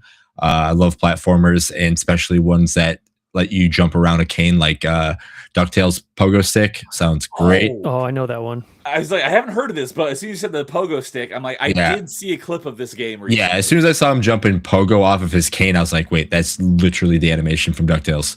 And then, another one would be Mouse PI for Hire. The art style looks awesome. I hope it's just another little fun, quick. Like, it doesn't need to be a long game. Just give me a really cool art style. And just give me a really fun, just little story like that. Saros, that almost made my list. I loved Returnal. Yeah, I loved Returnal. Saros looks great. And I haven't played Returnal yet, but I'm very much looking forward to playing it at some point. Returnal's good. And then the one fighting game I'm looking forward to because it was made by the season 1 creators of a certain fighting game that I like. That is the Invincible versus game. That's been pretty interesting. Are you a fan of the Invincible franchise? I like it. I'm just happy the creators of the game are getting another chance to make something, especially with the smaller budget that they had before, and they're still making something ridiculous. So it looks cool. It's getting love from Evo. It's already going to be a game from for the competition there. So congratulations to them already. And like I said, the things that I've heard about the game so far and the play testing on it, they're like, this game actually is something to be wanting to. You should play if you like this kind of stuff. And does it have the actual voice cast? It does. Nice. So cool. All right. What about you, Lois? What do you got? Any honorable mentions? Yeah, I got quite a bit. I have a bunch that we talked about earlier. I added Bashmoto, Queen's Domain, Stupid Never Dies, all to the list. Thanks to you guys. Yeah, I did. I didn't write it down on my honorable mention because there was one game that we mentioned earlier that I was like, oh, that's an honorable mention. Then, the hack and slash one, Phantom Blade Zero, that would have been an honorable mention for me there as you well. Go. Then, Pragmata also. I think I had that one on before. And then Bloodstained Scarlet Engagement. We talked about that earlier. The other Metroidvania is Nevergrave, The Witch and the Curse. That's my other Metroidvania pick. I've not heard of that one. I did have, speaking of Metroidvanias, because there was one that when I started writing out a list like a couple months ago for whenever we got to this topic, there's Mio Memories in Orbit, which actually comes out like a week and a half, but I played the demo back at the beginning of December, and now I will play it, but I don't really have much interest in playing it after playing the demo. I was not a fan of the demo. Oh, really? But Nevergrave. I thought Mio looked pretty good. I thought so too when it first got announced a couple years ago, and then I played the demo on Steam. I'm like, I'm not looking forward to this game now. Hopefully, the full game is better than the demo was, but I wasn't a fan. But this Nevergrave definitely looks. I like the art style, so I'll definitely have to look into. Oh, this is actually it says Metroidvania cross roguelite. Oh, interesting. I didn't even know that until I just saw that. But anyway, I have Beast of Reincarnation and Beyond These Stars. I don't even remember what these two games are, but I have them on the list. All Will Fall, physics-based survival city builder, where you build a big city and then it can like fall over if you build things incorrectly. So that should be fun. Reanimal, which is like a Little Nightmares spiritual successor. I think it's from the same devs as Little Nightmares, right? Yes. And then I haven't played 3 yet, but I've heard it's not great. And I think that one was developed by a different team, and that's why the Little Nightmares people went and did Reanimal, because they're like, this is the true spiritual successor. But I've played 1. I have started 2, but I haven't played it yet. And then I don't know if I will play 3. I might still play 3 at some point. I'm just like, I don't really want to buy it. Because, those games are only like, 5 hours-ish? I don't know about how long the second one is, short. but yeah, the first one is pretty short. Dark Switch is another survival city builder that I have on here. This was on my Best Games of June showcases also. I have one game that's in the thumbnail, but I don't think it's coming out this year, and that's GTA 6. Oh, I still want that game to be good, but the more time goes on, the more we learn about it, the less I think it will be good. Yeah, I think we talked about it last time, because I think I was like, I wouldn't take you for a GTA fan, but yeah, I think we talked about that last time we were on stream. So, listen, I love to cause a little chaos. That's all there is to it. So I have 2 takes on that. I agree with you. I think it's coming out next year as well. But then what I think they're going to do is, and it's a bad idea, is their single players, their test run, and then the multiplayer comes out next year. So that's where like my 2, like I'm not a fan of it, but like I can just see them like, okay, it all comes out next year, or okay, we'll get the game out because it needs to get out. They can play the single player for 2 months, and then we'll fix whatever it needs to do. So when the multiplayer comes out next year, they'll have that ready or something. Like I have those kind of 2 trains of thought. So the single players are the beta testers. I honestly, yes, I think so. Did they do that with Red Dead? Like, did Red Dead's multiplayer come out at the same time? Yeah, no, it came out later, right? Yeah, It came out later, yeah. So I was trying to think like where you got that from, because for me it would make That's sense for them to like focus on their multiplayer because that's become such a big ecosystem with the right. shark cards, right? That's where their money's going to come in. But You know, you Yes. could be right. I was like Based on Red GTA's, Dead. the game itself will sell a ton, but their real money maker is going to be their Right. multiplayer mode, because that's where they get all their money from GTA is not from the sales of the game, it's from all their shark cards and that whole ecosystem. Oh, the Mhm. entire video game industry is V-Bucks and shark cards and Roblox cards. It's insane. Yep. Yeah. So they have to, and I think that aids to what Jason is saying, because they have to do it right, because so much of their money is coming from shark cards. If they screw up the next iteration of multiplayer, it's awful for them. That could be a death Yeah. knell for them. But again, So- even if the game comes out and it's like kind of like Cyberpunk, where it was kind of buggy. Granted, it got better through time, but like that kind of put a sour note on it, and then it got better. But like that's what like I have two trains of thought. Like it could come out and just not be as ready, and then they just go next year, or they'd be like, well, it's okay enough. We got to get this better, but we could fix both at the same time, but make sure that B is better than A for launch. That's why I have no idea. But I if I had to put money, I would think next year is the year it comes out. My original prediction was that they were going to try to launch it with like the PS6 and just like subtly delay it until as much as possible. But now with all this hardware stuff going on and just prices of everything to build stuff going way up, they might just bite the bullet and do it anyways.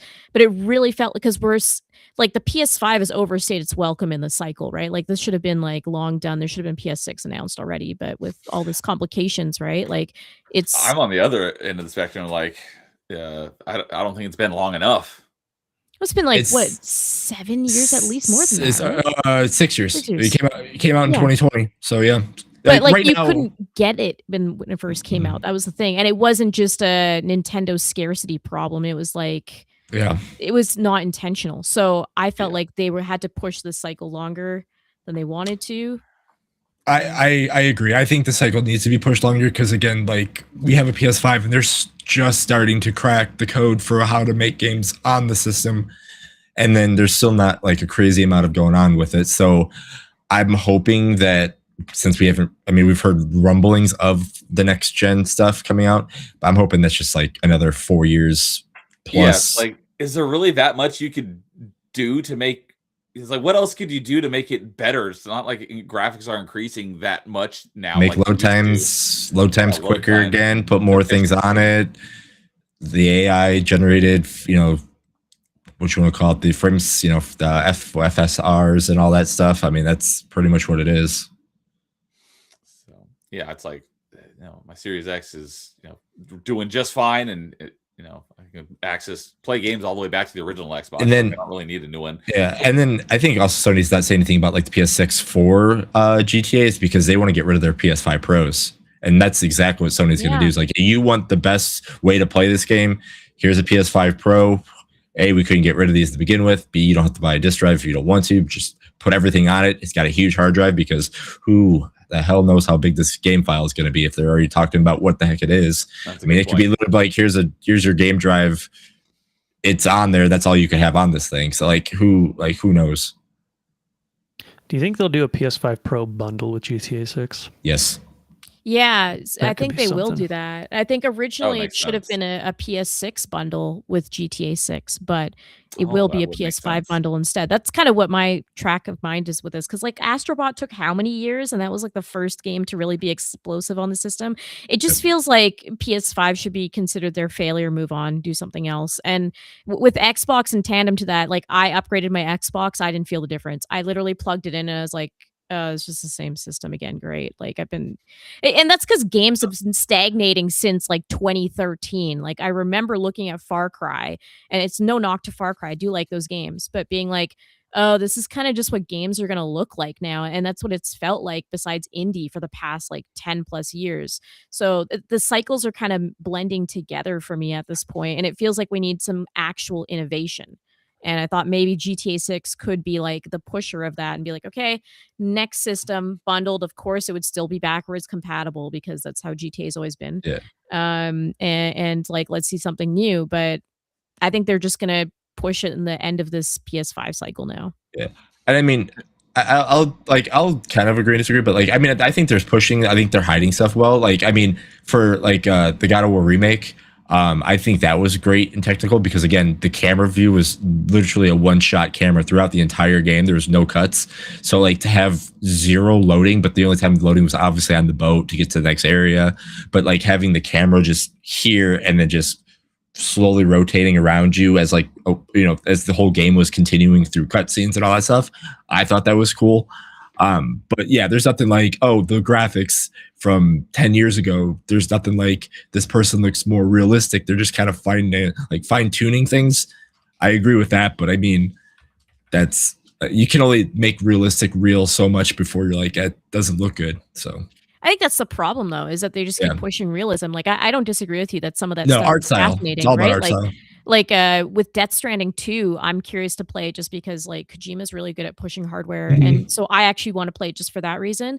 But I don't disagree with you that like there are little things they've added, little bells and whistles. It's the focus on realism, and I hate to always point the finger at Last of Us, but that really was a big tidal wave for that.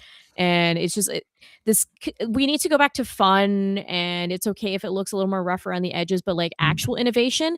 And I don't think that needs to come from people that are fans of these things. I think the actual industry needs to sit down and innovate things that we have never even comprehended. That's the problem, is that it just doesn't feel like there's any concepts out there that it could be like, wow, this is like innovative and cool. There's nothing. It's just since PS3, it's just felt like, oh, it looks slightly better. It looks slightly better. VR is like improving slowly, but it's not really taking off as much as they wanted. So, the handheld like hybrid where we have like the whole Switch thing now, right? Like that's been nice. But give me something in the industry that like blows my mind that I'm like, I wouldn't have even seen this coming. And there's just no rumblings of that. It's just everything is getting too expensive to build. How do we get these out the door? Let's keep building games in the same engines with the exact same look to them. That's where I feel like the industry is really stagnating. Yeah. I just got my fair enough. PS5 last month. You didn't miss much at all. Nope, I didn't have a reason to up until recently. So I've had it since pretty much when it came out, and yeah, I barely use it. Yeah. So, all right. Lois, we're still on your honorable mentions, correct? Yep, I have one more. All right. So remember when I mentioned there's 2 Trails games coming out? Okay. So the other one is on your honorable mentions. Yeah, Trails Beyond the Horizon is the English version of one that I've already played because of a fan patch. So the only reason it's on my list is because there's a few people that I talk about the series to, and I can't talk about it until they play the English version. So that's all I'm waiting for. Okay. Is this another one of the remakes, or is this like a new game in the franchise? This is the newest one. Okay. All right. Trails Beyond the Horizon. Okay. Yep. Oh, that comes out next week? Yep. Nice. All right. And let's see here. And now I'm waiting for the game that comes after this one, and it has been painful, to say the least. All right. All right. Well, then, okay. I believe we need to hear your honorable mentions. Yes, I did so much work to thin down this list because I could have given you like 50 games and I could have been the entire stream. So I've really tried to narrow it down as much as I can. I'll start with All the right. more AAA type stuff that's a bit more predictable, and then I'll go from there. So I think Lego Batman is going to be really good. I'm personally really excited for that. That's already going to be a day one for James. So it obviously is going to be in our James is looking household forward to that one. anyways. Yeah, but I do want to try it as well. I think that game's going to be That the looks most pretty good. it's gonna be the most ambitious Lego game yet, in my opinion. And I actually thought Skywalker Saga was really good too. So I know people are split on the Star Wars ones, but I think like the newest one was actually really good. Mario Tennis, I'm looking forward to. I think that's going to Mario be pretty Tennis good game. too. Yeah, it's like As long as the Mario Tennis game. as long as the racket doesn't break and that's how you win the game all the time, I'll be excited. Oh my god, it's so bad, right? Yeah. Like in the newest one. Which one was God. that with the rack? I know you talked about it before, the Jason. But which Switch one was one. it? Yeah. Oh, so Yeah, bad. it's When That's all it was came the down new to. Mario Tennis announced? I didn't even know about it. Last year. Yeah, it was like.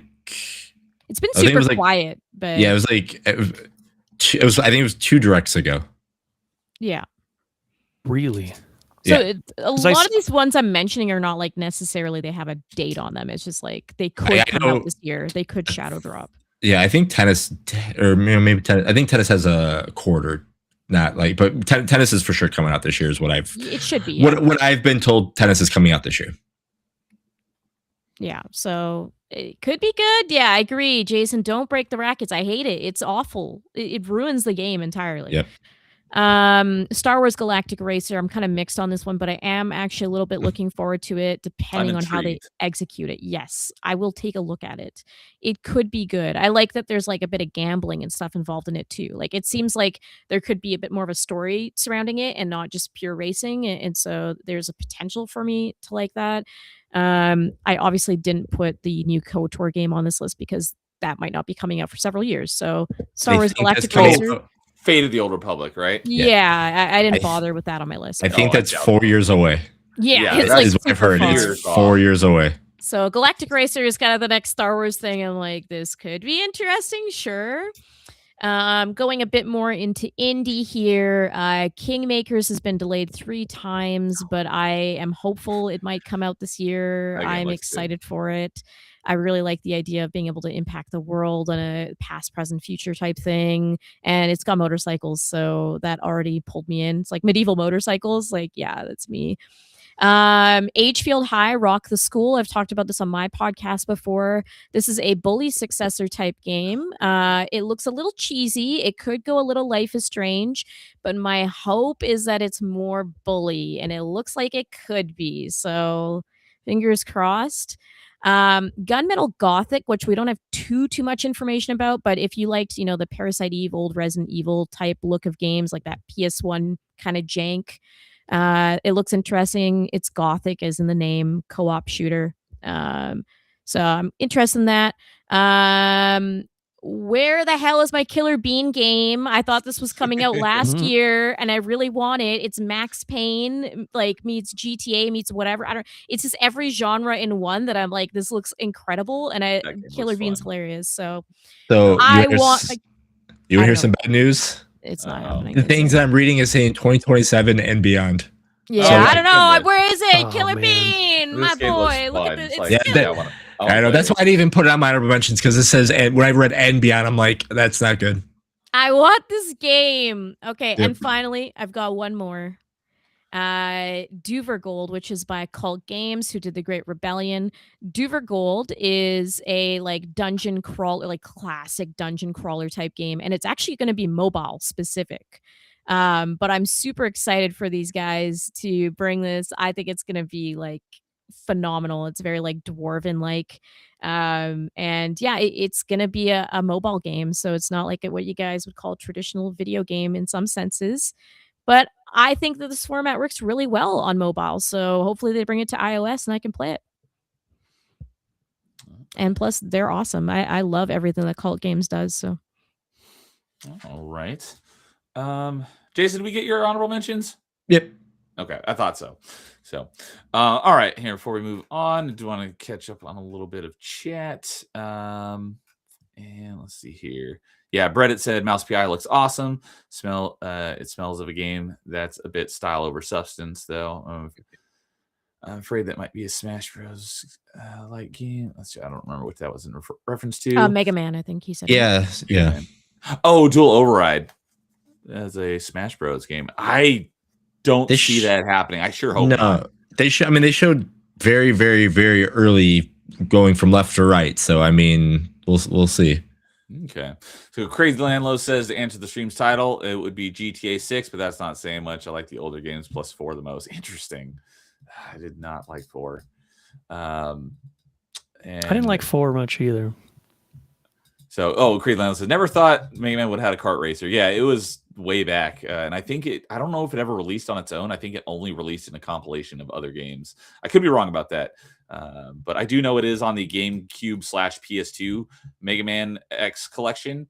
But yeah, I forget what it's called. It's like rumble and roll or something like that. And Brett says, finally another felt that boxing appreciator. So that's Jason. His family also has a history of boxing, so I know he's a big fan of boxing because of that. So Brett says, game devs need to take the lesson of never handing out your third game to a different studio. Happened to Postal. Speaking of Postal, Kay's got a fun story about that. They love me over there. Running with Scissors is a huge fan of Kay. So, and Rigor Morpheus says, might as well call it GTA forever at this point. Yeah. Landlow says, Red Dead Online came out as a beta at first because of the buggy launch of GTA Online. Then after like a month or two, Red Dead Online was fully released. Okay. And Brett says, PS5 is only 5 years old. Plus, it feels like hardware didn't make a large enough jump to warrant new consoles. And heck, PS5 still doesn't have games yet. The meme never dies. Definitely understand that sentiment. Rigor Morpheus says, next gaming innovation, Neuralink. Huggy stock is going to explode when the games come out. That's hilarious. And Brett says the September Direct Link is when he thinks that Mario Tennis was announced. Same one that the Forgettable Yoshi game, which I forgot about that one as well. So, the funny thing is I saw a tweet of the Mario Tennis game and I was like, where did this come from? Did they like just announce this? Even though I reacted to all the Nintendo Directs live on stream and I still couldn't even remember that was a thing. That's funny. So. I also, listen, full disclosure, I have a hate boner for Mario sports games because Camelot Software, they're the ones that did Golden Sun. They refuse to make a fourth game, or they can't make a fourth game because Nintendo won't let them. One of the two. I know, but I love Golden Sun, but they gave us Waluigi. What do I do? Do I get mad at the sports games? I got Waluigi for it, but I also love the Golden Suns. I want more Golden Suns. You get mad at Nintendo. Get mad at Nintendo because they won't give Waluigi his own game, which they should. Yeah. They won't put Waluigi in Smash as a playable character, which they should. No. Yep. There's a lot of things that Nintendo should do, and they just refuse to do it. So, get mad at Nintendo. Nintendo makes some of the best decisions in the industry and some of the most dumbest decisions. So that's why my hate boner is for the Mario sports games more than it is for Camelot themselves. So. Because Nintendo needs that money. They really, really do. They need that money. All right. Well, with that, we will get... Can I go first? Because I may have to dip depending on how long this goes. Yeah, absolutely. So with that, we'll get into our number ones, and we'll go ahead and kick it off with Lois to give us his number one in case he has to leave. All right. This is kind of bouncing off of the K's number two, the Morrowind-like one. Because this was another game that was shown off that also gave me the Morrowind, Skyrim, Oblivion itch. And that is Crimson Desert. Oh, yes. Okay. Totally. Yeah. Mm-hmm. I saw this game get mentioned a lot, but I don't know. It's been shown off a few times. It might have been at like one of the big events. Mm-hmm. Maybe it was Summer Games Fest, maybe. Yeah, this game's been talked about forever. It's the game that you could do anything. It's a game and a game and a game. And we'll see if that pans out. I was watching someone react to a live stream of the devs doing like a gameplay demo of it.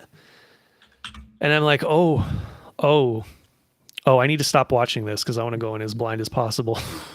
And like, I'm under the impression this is an MMO, but I think that's incorrect, right?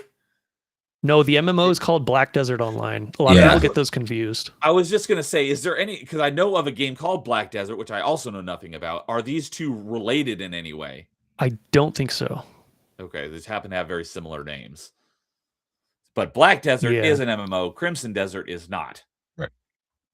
Correct. Okay. Yeah, this is basically like a huge open world action RPG.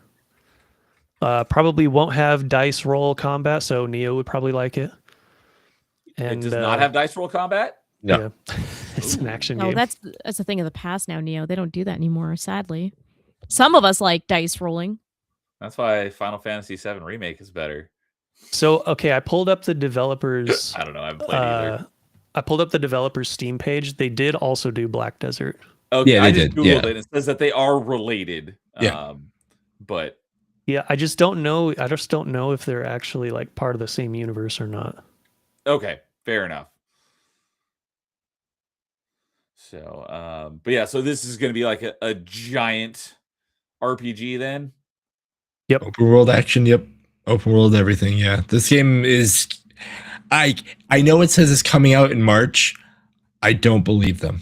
Okay. Or if they do, it'll be bare bones and half the features won't be there yet. Yeah. Now that I Right. know a little bit more about this, I might have to do some digging and get more familiar with this game.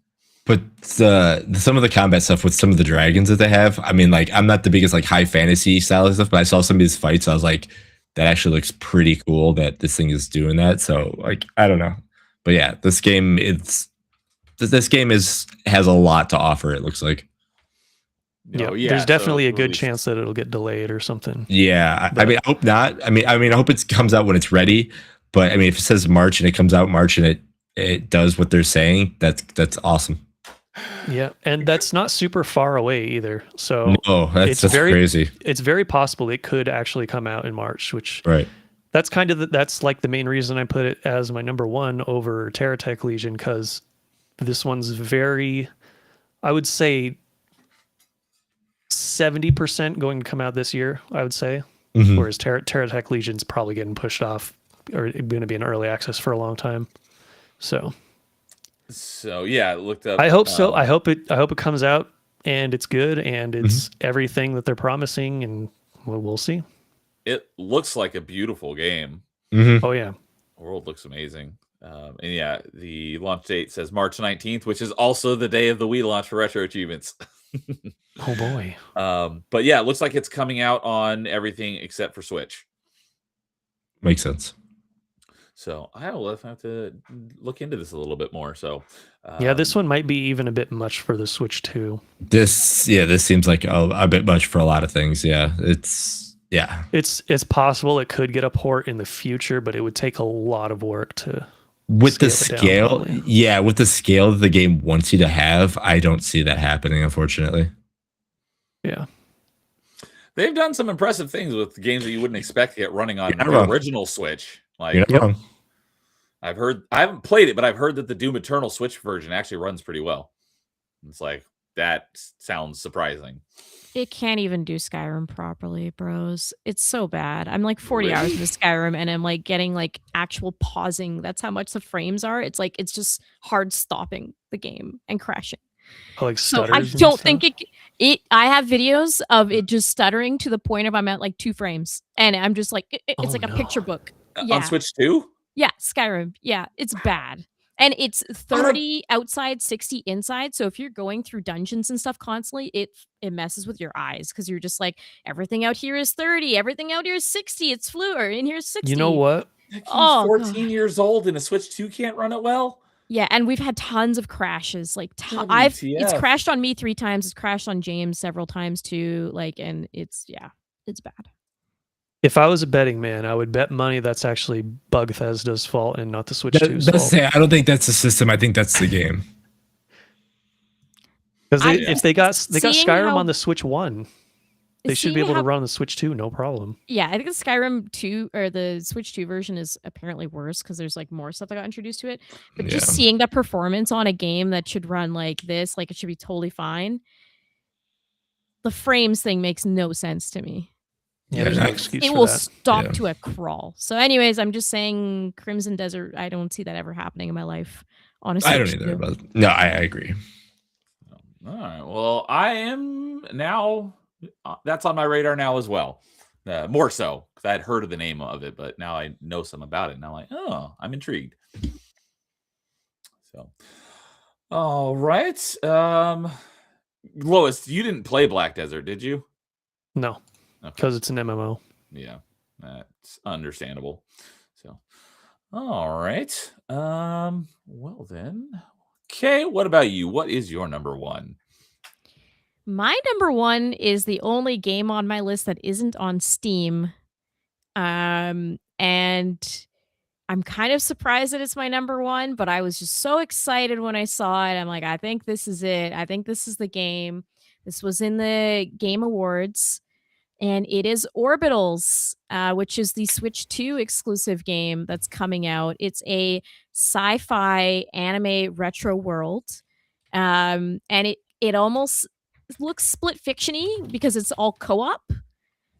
But it's gorgeous, and I love that it's in space. It's like super sci-fi. I'm extremely excited for this game. I don't know like an insane amount about it. I've seen the trailer, and that was enough for me to be like, I need to buy this game day one. I love that old school anime art style, and the animation and everything in it is just gorgeous. Oh, I Absolutely remember. gorgeous. I remember when I was watching the Game Awards on your stream, you were interested in this game. I went to the website, but it's only got a still image of the like a I poster. think there's Doesn't even have the maybe a actual game. trailer on YouTube. Yeah, there's not really a whole lot that we can see, but yeah, I think it's going to be really good. It's very much like a space shooter type game, but retro anime art style. The characters seem very endearing.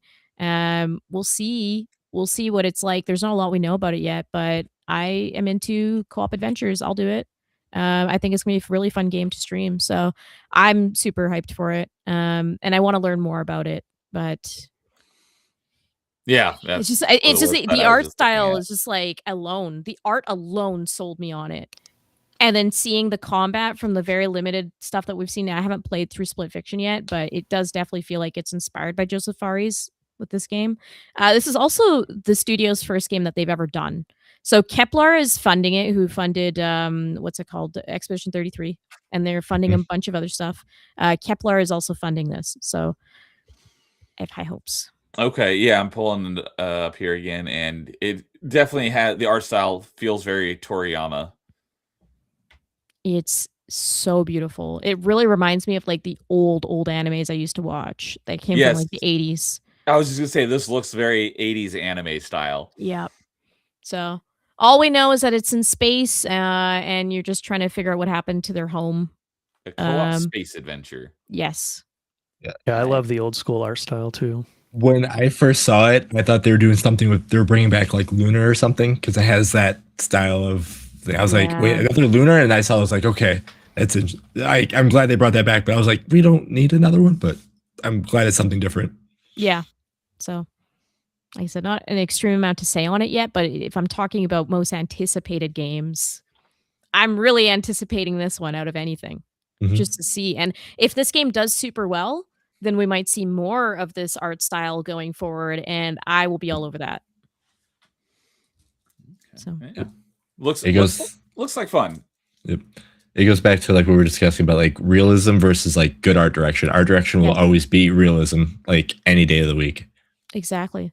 That's why I like this trend. That's why I'm like, Orbital's setting that. I mean, there's a lot of other games that are doing that too, but like this could set it in a better direction where we're not so worried about everything looking super realistic to the point where it's like uncanny valley and it freaks you out. So, yeah. Okay. This doesn't have an exact date yet, right? It's supposed to be 2026, but I just don't know when. Yeah. Okay. No specific date, but yeah, it looks like it's a Switch 2 exclusive. Yes. Which is weird. I feel like this is a very easy cross-console game. Like this could easily run on a Switch 1, it looks like. Yeah, I don't really get why they're going Switch 2 specifically, but I own one, so it's not an issue for me. I think because it's this, like, again, a smaller... I guess I'm talking myself out of it, but like a smaller thing, Switch 2, not very many funds going into it, kind of like Nintendo might have had to deal with them just to bring it over there kind of thing. But again, if you want to make more money, you want to put it on both systems because people more have the Switch 1 than the Switch 2. So yeah, it's like, why would you limit your audience? Or your target audience? It's a bigger discussion, but I kind of like exclusives, so I'm okay with them doing it. Right. I'm not really happy with the trend of just throw everything on everything because then there's no real like competition or need to like fine tune hardware for it to like run the game in a special way. It just kind of makes the whole industry stagnant and flat, and everything has to work on everything. So I'm okay with this. It's just a weird decision when you look at the kind of game it is because you're like, it's not innovating anything really. Right. So why wouldn't it be able to run on different systems? But on a competition standpoint, cool. We got Dustbloods and we've got Orbitals, right? So. All right. I think I will go ahead and go next then. And I know this one will probably piss James off because I know he's not a fan of what happened behind the scenes on the first game. But this is one of my favorite games of like the last decade. I bring this up, not as much lately, but for a year or so, every time Paul would come into chat, he'd be like, "Oh, Neo's talking about that game again." And there's been a lot of behind the scenes shenanigans with this one too. I hope that that doesn't affect the gameplay. But that is Subnautica 2. I cannot freaking wait to play this because Subnautica 1 is in my top 10 games of all time. It was my number 10, but I love that game so much. I just recently replayed it last month again because I haven't played it this year.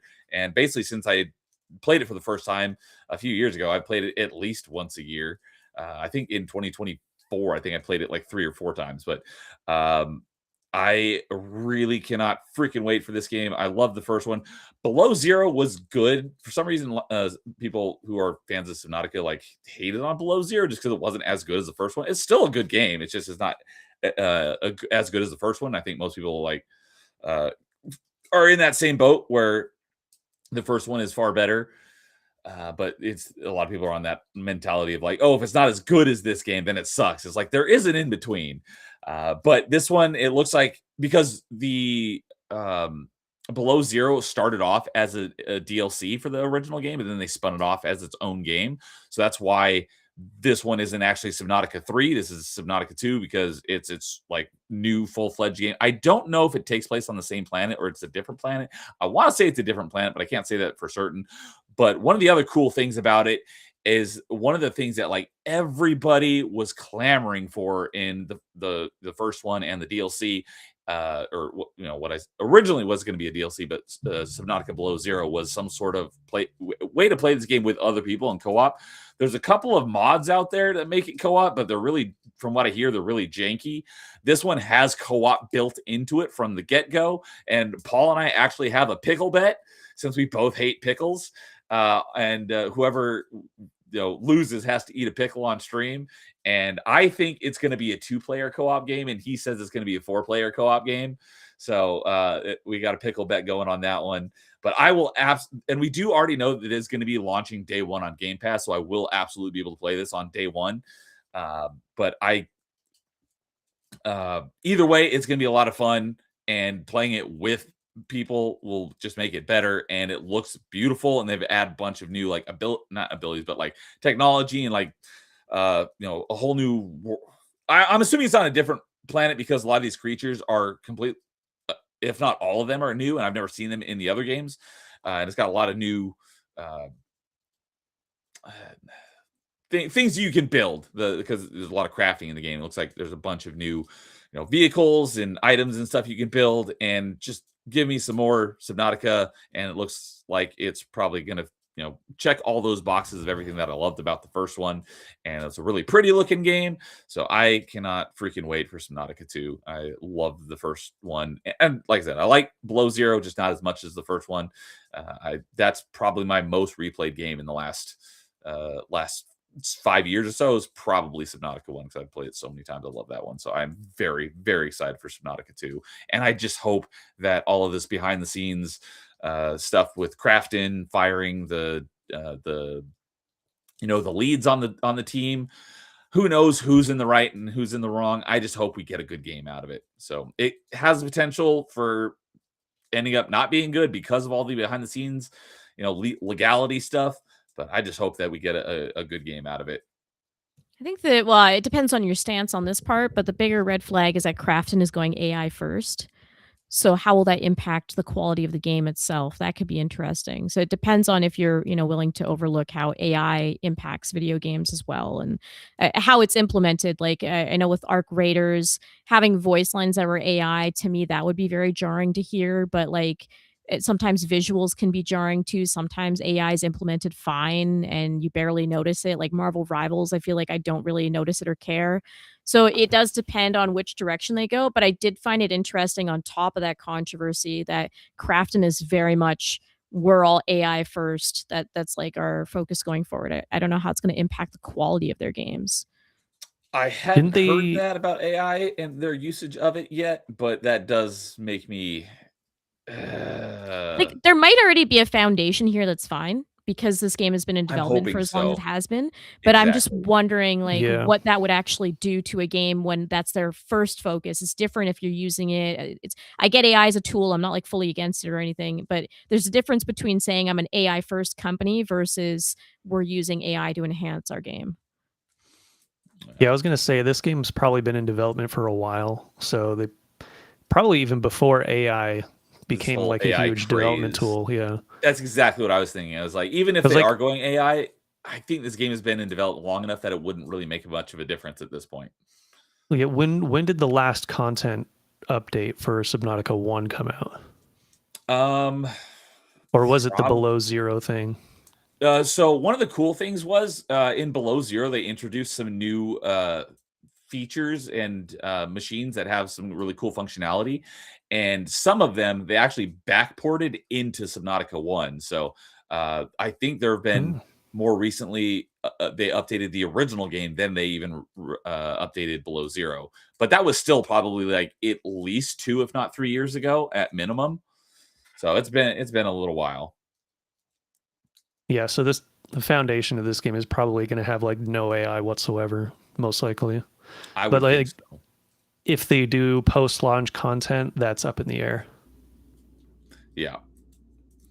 So, I see Jeff from Suns and Shadows in chat. What's up, Jeff? How's it going, buddy? I will be on his channel next week talking some more Stargate. So good to see you, and a happy New Year to you. So actually, you know what?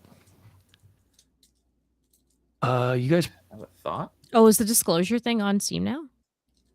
The AI disclosure thing, yeah. It looks like they don't have an AI disclosure on here yet. Could be one in the future. You never know. I've heard about that, but I haven't looked, so I haven't seen it on any games pages yet. But I also haven't looked. Subnautica 2 will be an early access game. That we did know. Okay. So, yeah, the full release may not even be this year, but they've been saying it's already gotten delayed because I think the early access was supposed to be last year. And we're not even at early access yet. Delaying early access is crazy to me. Because it's like you're going so hard to get to early access. Like, how long is it until your actual game is here? That's just insane. That's why I think as soon as because the first news that came out with behind the scenes stuff is that Crafton let the leads go, and everyone obviously, for the most part, took the lead devs, the team lead side, be like, oh, why would Crafton do this? But the fact that we still don't have the early access indicates at least that they might have had good reason to, because they were way far behind on the goals that they were supposed to hit at that time. So maybe Crafton wasn't necessarily the bad guys, but we don't really know a lot of the details yet. So, still at this point, at least the last I heard, it's more of like a he said, she said thing until we get some more details on everything that's going on behind the scenes. Who knows who is actually in the right, but it may not appear as that Crafton is as bad as they first seemed when they let the team leads go. What a story, too, because didn't they buy Hi-Fi Rush as well? So people were like, yeah, you're the best. And then it turned into, never mind. Is it the same people I'm thinking of? Did Crafton buy Hi-Fi Rush? I thought they did. Yeah, they did. That sounds familiar. For the sequel, yeah. So I'm like, they had this like hero story, and they saved Hi-Fi Rush from Microsoft or whatever, and now it's like, oh, but you've ruined maybe Subnautica. I don't know. It's so he said, she said. And the thing is, at the end of the day, we all know it's inflated budgets. Like, maybe those people were like doing good work, but they just couldn't afford to keep them for as long as they needed to for this game's release. And it's like, who's wrong in that scenario? Well, it's the industry at the end of the day, and the corporate greed of it, right? It gets way thicker of a situation. So a quick search here. Yeah, it looks like Crafton acquired Tango Gameworks, but it looks like Microsoft still owns the rights to Hi-Fi Rush. Oh, so if they make a second one, it would be like in tandem, kind of like Toys for Bob. That makes sense. Yeah. So, but yeah, I'm very, very, very excited about this game, and I hope that it doesn't suck. I need to play the first one still. The first one is great, and if you like the first one, I think you'll enjoy the second one. Below zero. And I just relearned that I actually have the first game on my PlayStation. I got it for free at some point. I don't have a PlayStation, but I own it for free on a PlayStation as well because they gave it away for free. And I created a PlayStation account just to acquire it in case I ever got a PlayStation. Because at the time, I was planning on getting a PlayStation sometime in the future, but that was before they started releasing all the PlayStation exclusives that I want to play on Steam. So now it's unlikely that I ever will probably own a PlayStation. But I do own a digital license to Subnautica on PlayStation, even though I don't have anything to play it on. You know, the PlayStation version, that is, because I do own it on Xbox and I own it on Steam. So, all right. Well, Jason, let's finish this off. So what do you got for us? All right. So my number one, if you know me, you probably all can figure out my number one's going to be because I haven't talked about it yet. I only have 6 more weeks to wait for it. Is it a game that I've mentioned tonight? No one's mentioned it tonight. Oh. Which is kind of surprising, but not surprising because the hype on it was kind of low. And then at the Game Awards, it got really high, but it got spoiled. So it didn't get as much hype that it should get. We have mentioned that company before a couple times tonight. It's Highguard. Yeah, it's Highguard. Yeah, no. My number one is Resident Evil Requiem. Oh, okay. That makes sense. We finally get to, the way that they're describing it, we're finally getting to see how a lot of these characters are exiting stage left. So it's going to be very interesting to see if they're going to go the way of, do characters die? Do characters get happier endings? Does Raccoon City is just as beat up as it was when a nuke went off there, kind of thing. So what's going to happen with a lot of these characters and what's going to happen to the franchise going forward? Because it doesn't sound like they want to start over, but it sounds like they want to get newer ideas for the franchise going forward that wasn't Village and the Biohazard one. So yeah, I'm excited to see what they're going to do. You can play in third person and in first person, so right. That's going to be kind of interesting to see how you do that. I think I'm going to play where I play as Ashcroft is first person because that's going to be the more horror centric stuff, and then play Leon in third person to kind of mix and match things around. We'll see how that works out, but that's kind of how my idea is going to go with the game, to have the spookier scenes be spooky and the action be the action part. But we'll see. But yeah, I'm super excited just to see what batshit crazy things that they're going to throw Resident Evil away. Again, we have Leon, so Ada has to be there somewhere. Are we going to get any other characters to show up? Because again, they always show very, very small things that lead to bigger things down the line. So who knows? And then with the it looked like Spencer, but it wasn't him because they gave him a name. But like, are we getting some stuff there? I don't know. There's a lot of things that show from the history of the game coming back here. How does it end is pretty much the best way to describe it. So are they implying that this is basically like the end of the Resident Evil franchise? They're not saying it that way. They're just saying there's going to be the end of a lot of the characters that you love. Okay. So that's what they're saying. Who knows? Again, not everybody in Resident Evil dies. Hey, I mean, that would be... I was just about to say that. That would be kind of crazy. I mean... They pull of, what was that movie? The mob movie with basically everyone died at the end. With, I think it was Matt Damon and Ben Affleck. Oh, Departed? No. Yeah, The Departed. Is it? Okay. Yeah. Pull that one out. I'm going to pull a Departed on Resident Evil. Hey, I mean, if they do something like that, I mean, that would be a way to get people talking about it, good or bad kind of thing. Because again, they want to start putting some finalizing to some of the stuff this way. And I mean, what a better way to do it than go back to the main city that it took place in and see what's going on there. So, okay. So yeah, Resident Evil Requiem releases at the end of February. It looks like the 27th.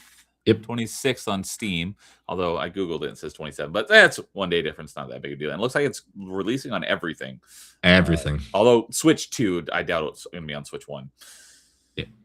But yeah, so so this character, is it Grace Ashcroft? Is that the character's Yep. name? Yep. I know very little about the Resident Evil franchise. Is she a new character or is she? So she is and she isn't. So she is a new character, but she is the daughter of a character from a game called Resident Evil Outbreak that came out on the PS2 days. Okay. Because it's like, I know all the games are like connected to each other. Every game has some type of connection to it. Yeah. So okay, so she's a new character, but daughter of an existing character. Yep. Yeah. And then that's when you see her trailer, like the mom's actually in the trailer with her, and who knows if she's the monster that's chasing her. Like there's a lot of weird things that are going on there. So there's some pretty cool things that they're hiding from us that hopefully get answered soon. And hopefully we get a demo to play some of the stuff that they played at Summer Game Fest, because it showed some of the cool things that you can do. And they're like, yeah, it's a Resident Evil game, but there's some cool things that you can do with it. And yeah. All right. Anybody else looking forward to Resident Evil? I've never played Resident I was Evil. going to say, I don't think Lois has played a Resident Evil, so it'd be up to Kay, and I don't think that she's huge on the Resident Evil franchise. And I this is like a- Resident Evil 2 a lot. But yeah, I'm not really Best. excited about the newer Resident Evils. So, I don't know. I like them as a concept. I have fun with them. I liked 2. I liked 3. I liked 4. I'm sure I'll like 5 when I get through all of it. I've played some of it. It's just You'll hate 6. I'm not a super fan like Jason. That's really all it boils down to. So yeah, I mean, I'll probably play this eventually, but I'm not excited for it. I'm just like, yeah, I'll play it. fair enough. So, all right. Well, it was so great to be back for another episode of Top 5, because like I said at the beginning, it has been a while. It's been a couple months, so I'm glad to be back here doing this again, and great to have you guys back on as well. So thank you for joining us for Top 5. And I almost forgot, but I remember, despite it being a couple months. Jason, is there any? There was very little crossover, so Very little crossover. do you have a list for us? I do. So number 5 was the hardest one for me to figure out, because again, we only have 4 of us. So number 1 is going to be easy for going down the list. So I had to go through all of our honorable mentions. So 2 of us had this game on honorable mentions, and 1 of us had it on the list. So our number 5 was Pragmata. So Capcom love there. And then we have Orbitals, Crimson Desert, Subnautica 2, and Resident Evil Requiem. All is our number 1 game, the 1 through 4 kind of thing. So yeah. Okay. So, well, thank you for figuring that out for us. But yeah, so great to have you guys back on, and I'm looking forward to continuing this again as we were doing as usual. So we'll talk about that in a moment. So I'll go around the horn here and let everyone kind of plug their stuff. So we'll go ahead and start with Lois. Lois, what do you got going on? I just put out a video right before this stream started. So if you guys don't know, I make a series called RNG, Random News. It used to be Random News of Gaming. Now it's called Random New Games, where I go over all the games that came out within the past month, and then I rank them based on what I think of them, just based on like the trailers and stuff and the review scores and all that. So I did the one for December, came out earlier today. Go watch that if you haven't. I also have a segment there where I take the worst take of the month and roast the hell out of it. So there's also that. I remember earlier when I was talking about that guy had that really dumb take, like a good game is a good game in the franchise. I messaged Lois. I'm like, hey, I got a dumb take for you. When did you send that to me? Hold on, let me see. I don't remember if I actually sent you a screenshot about it, but I do remember I mentioned it to you in DMs. But that was that was in November. Yeah, so like that was in probably like November. Yeah, that got beat out by Tim Sweeney of Epic Games, being a piece of crap like he always is. No surprise. So, but yeah, go. Lois is a great dude. Go give him a sub. I dropped the link to his channel in this chat. But did I? Yep. I also stream games. My usual times I stream at are in the early afternoon or the overnight hours. So you can come find me then. Overnight hour streams are usually on weekends. Sometimes I'm going to bed like super late at night and I see, Lois is just going live at like 3 a.m. Yep, 3 in the morning, and then I go until like noon sometimes. So Yeah, and then I'll go to bed and I'll get up and he'll still be streaming. It's like, yep. dear Lord. But yeah, I also have this links to everyone's channel in the stream description, but I just realized they aren't they're broken, so I will fix that right now. But yeah, Lois is a good dude. I always enjoy having him on for top 5 and talking video games. So thanks for joining us, and yeah, And I'll always be good to chat with joining you on the next one too. Yeah, so Lois will be on the next. He better be on the next one because he's the reason why we swap the orders. Yep. So, yep. Great talking with you as always. And Kay, what do you guys got going on over there in the Melee channel? Hi, I'm Melee K, one half of Melee Games, and we just want to bring back the glory of gaming, have some fun with video games, and so right now we're doing a bit of an overhaul on the channel. So we don't have a lot of scheduled shows like we usually do, but you will catch us live randomly, like yesterday where we played through Marvel Cosmic Invasion, which was a really fun time. If you guys haven't played that game already, I definitely recommend it. But otherwise, you can find me on Side Scrollers every second Wednesday in the month. And you can also find me suffering big time. Oh, the Suffer stream. Next. Yeah. Really quickly, while you're on the topic of Side Scrollers, are you on tomorrow or next week?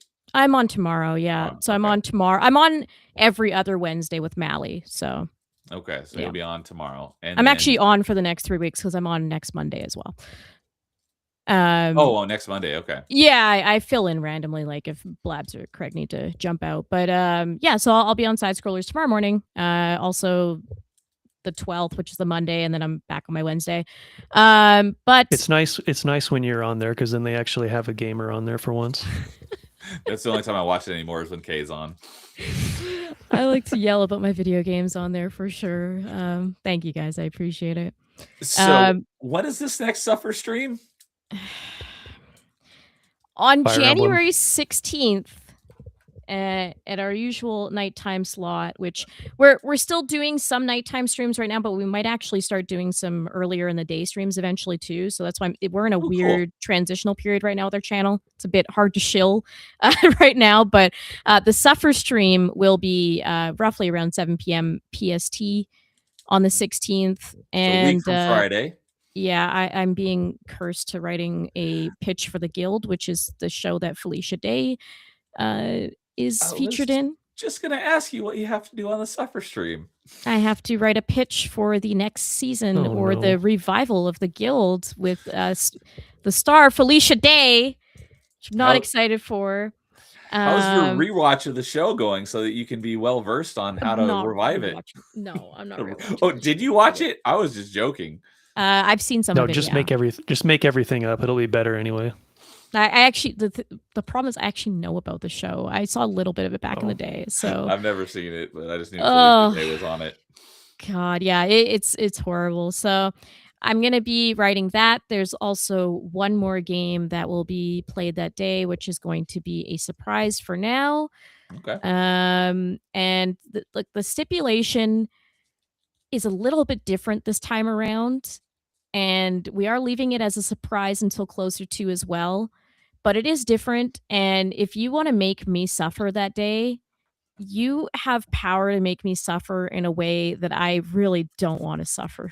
Ooh, I can't wait. I don't want to do it. It's a unique way, so it'll be more towards a total that you guys can work towards to make it happen.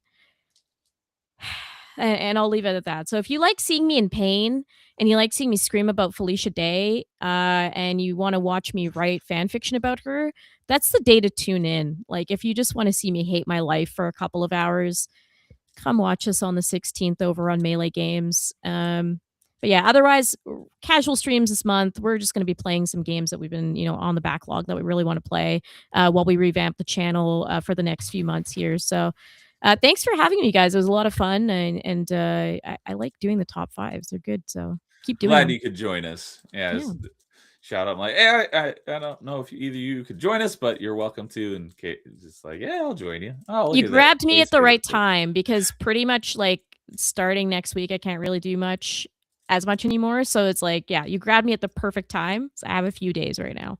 Given that you said that your channel's kind of in flux right now, and I was like, yeah, I haven't chat with James or Kay in a while. Let's see if either one wanted to join us. I was like, so I was glad you were able to. So hey, look there, we got Kay's favorite person. Oh. So again, I've dropped this link to the Melee Games channel in the chat, and I did fix the links on the stream description, so you can go either way and go give them a sub because they are good peoples. So hey, Crazy Landlow's got to take off. Good night, Crazy Landlow. Good seeing you. You have a good night. We'll see you later. So Jason, do you have anything going on? No. The only thing, we have top 5 in 2 weeks. And then I have to I'm trying to get 5 teams together, or 6 total, for like I said, the Fantasy Critic League for drafting next week, because if we're going to do it, I need to get it done within the next week, maybe 10 days, so we don't miss out any games and people can learn the rules and all that kind of stuff. So if I do have a surprise stream, it'll be maybe next week for the draft, because we'll have to get everybody together, kind of thing. But other than that, if that doesn't happen, then we'll be back in 2 weeks.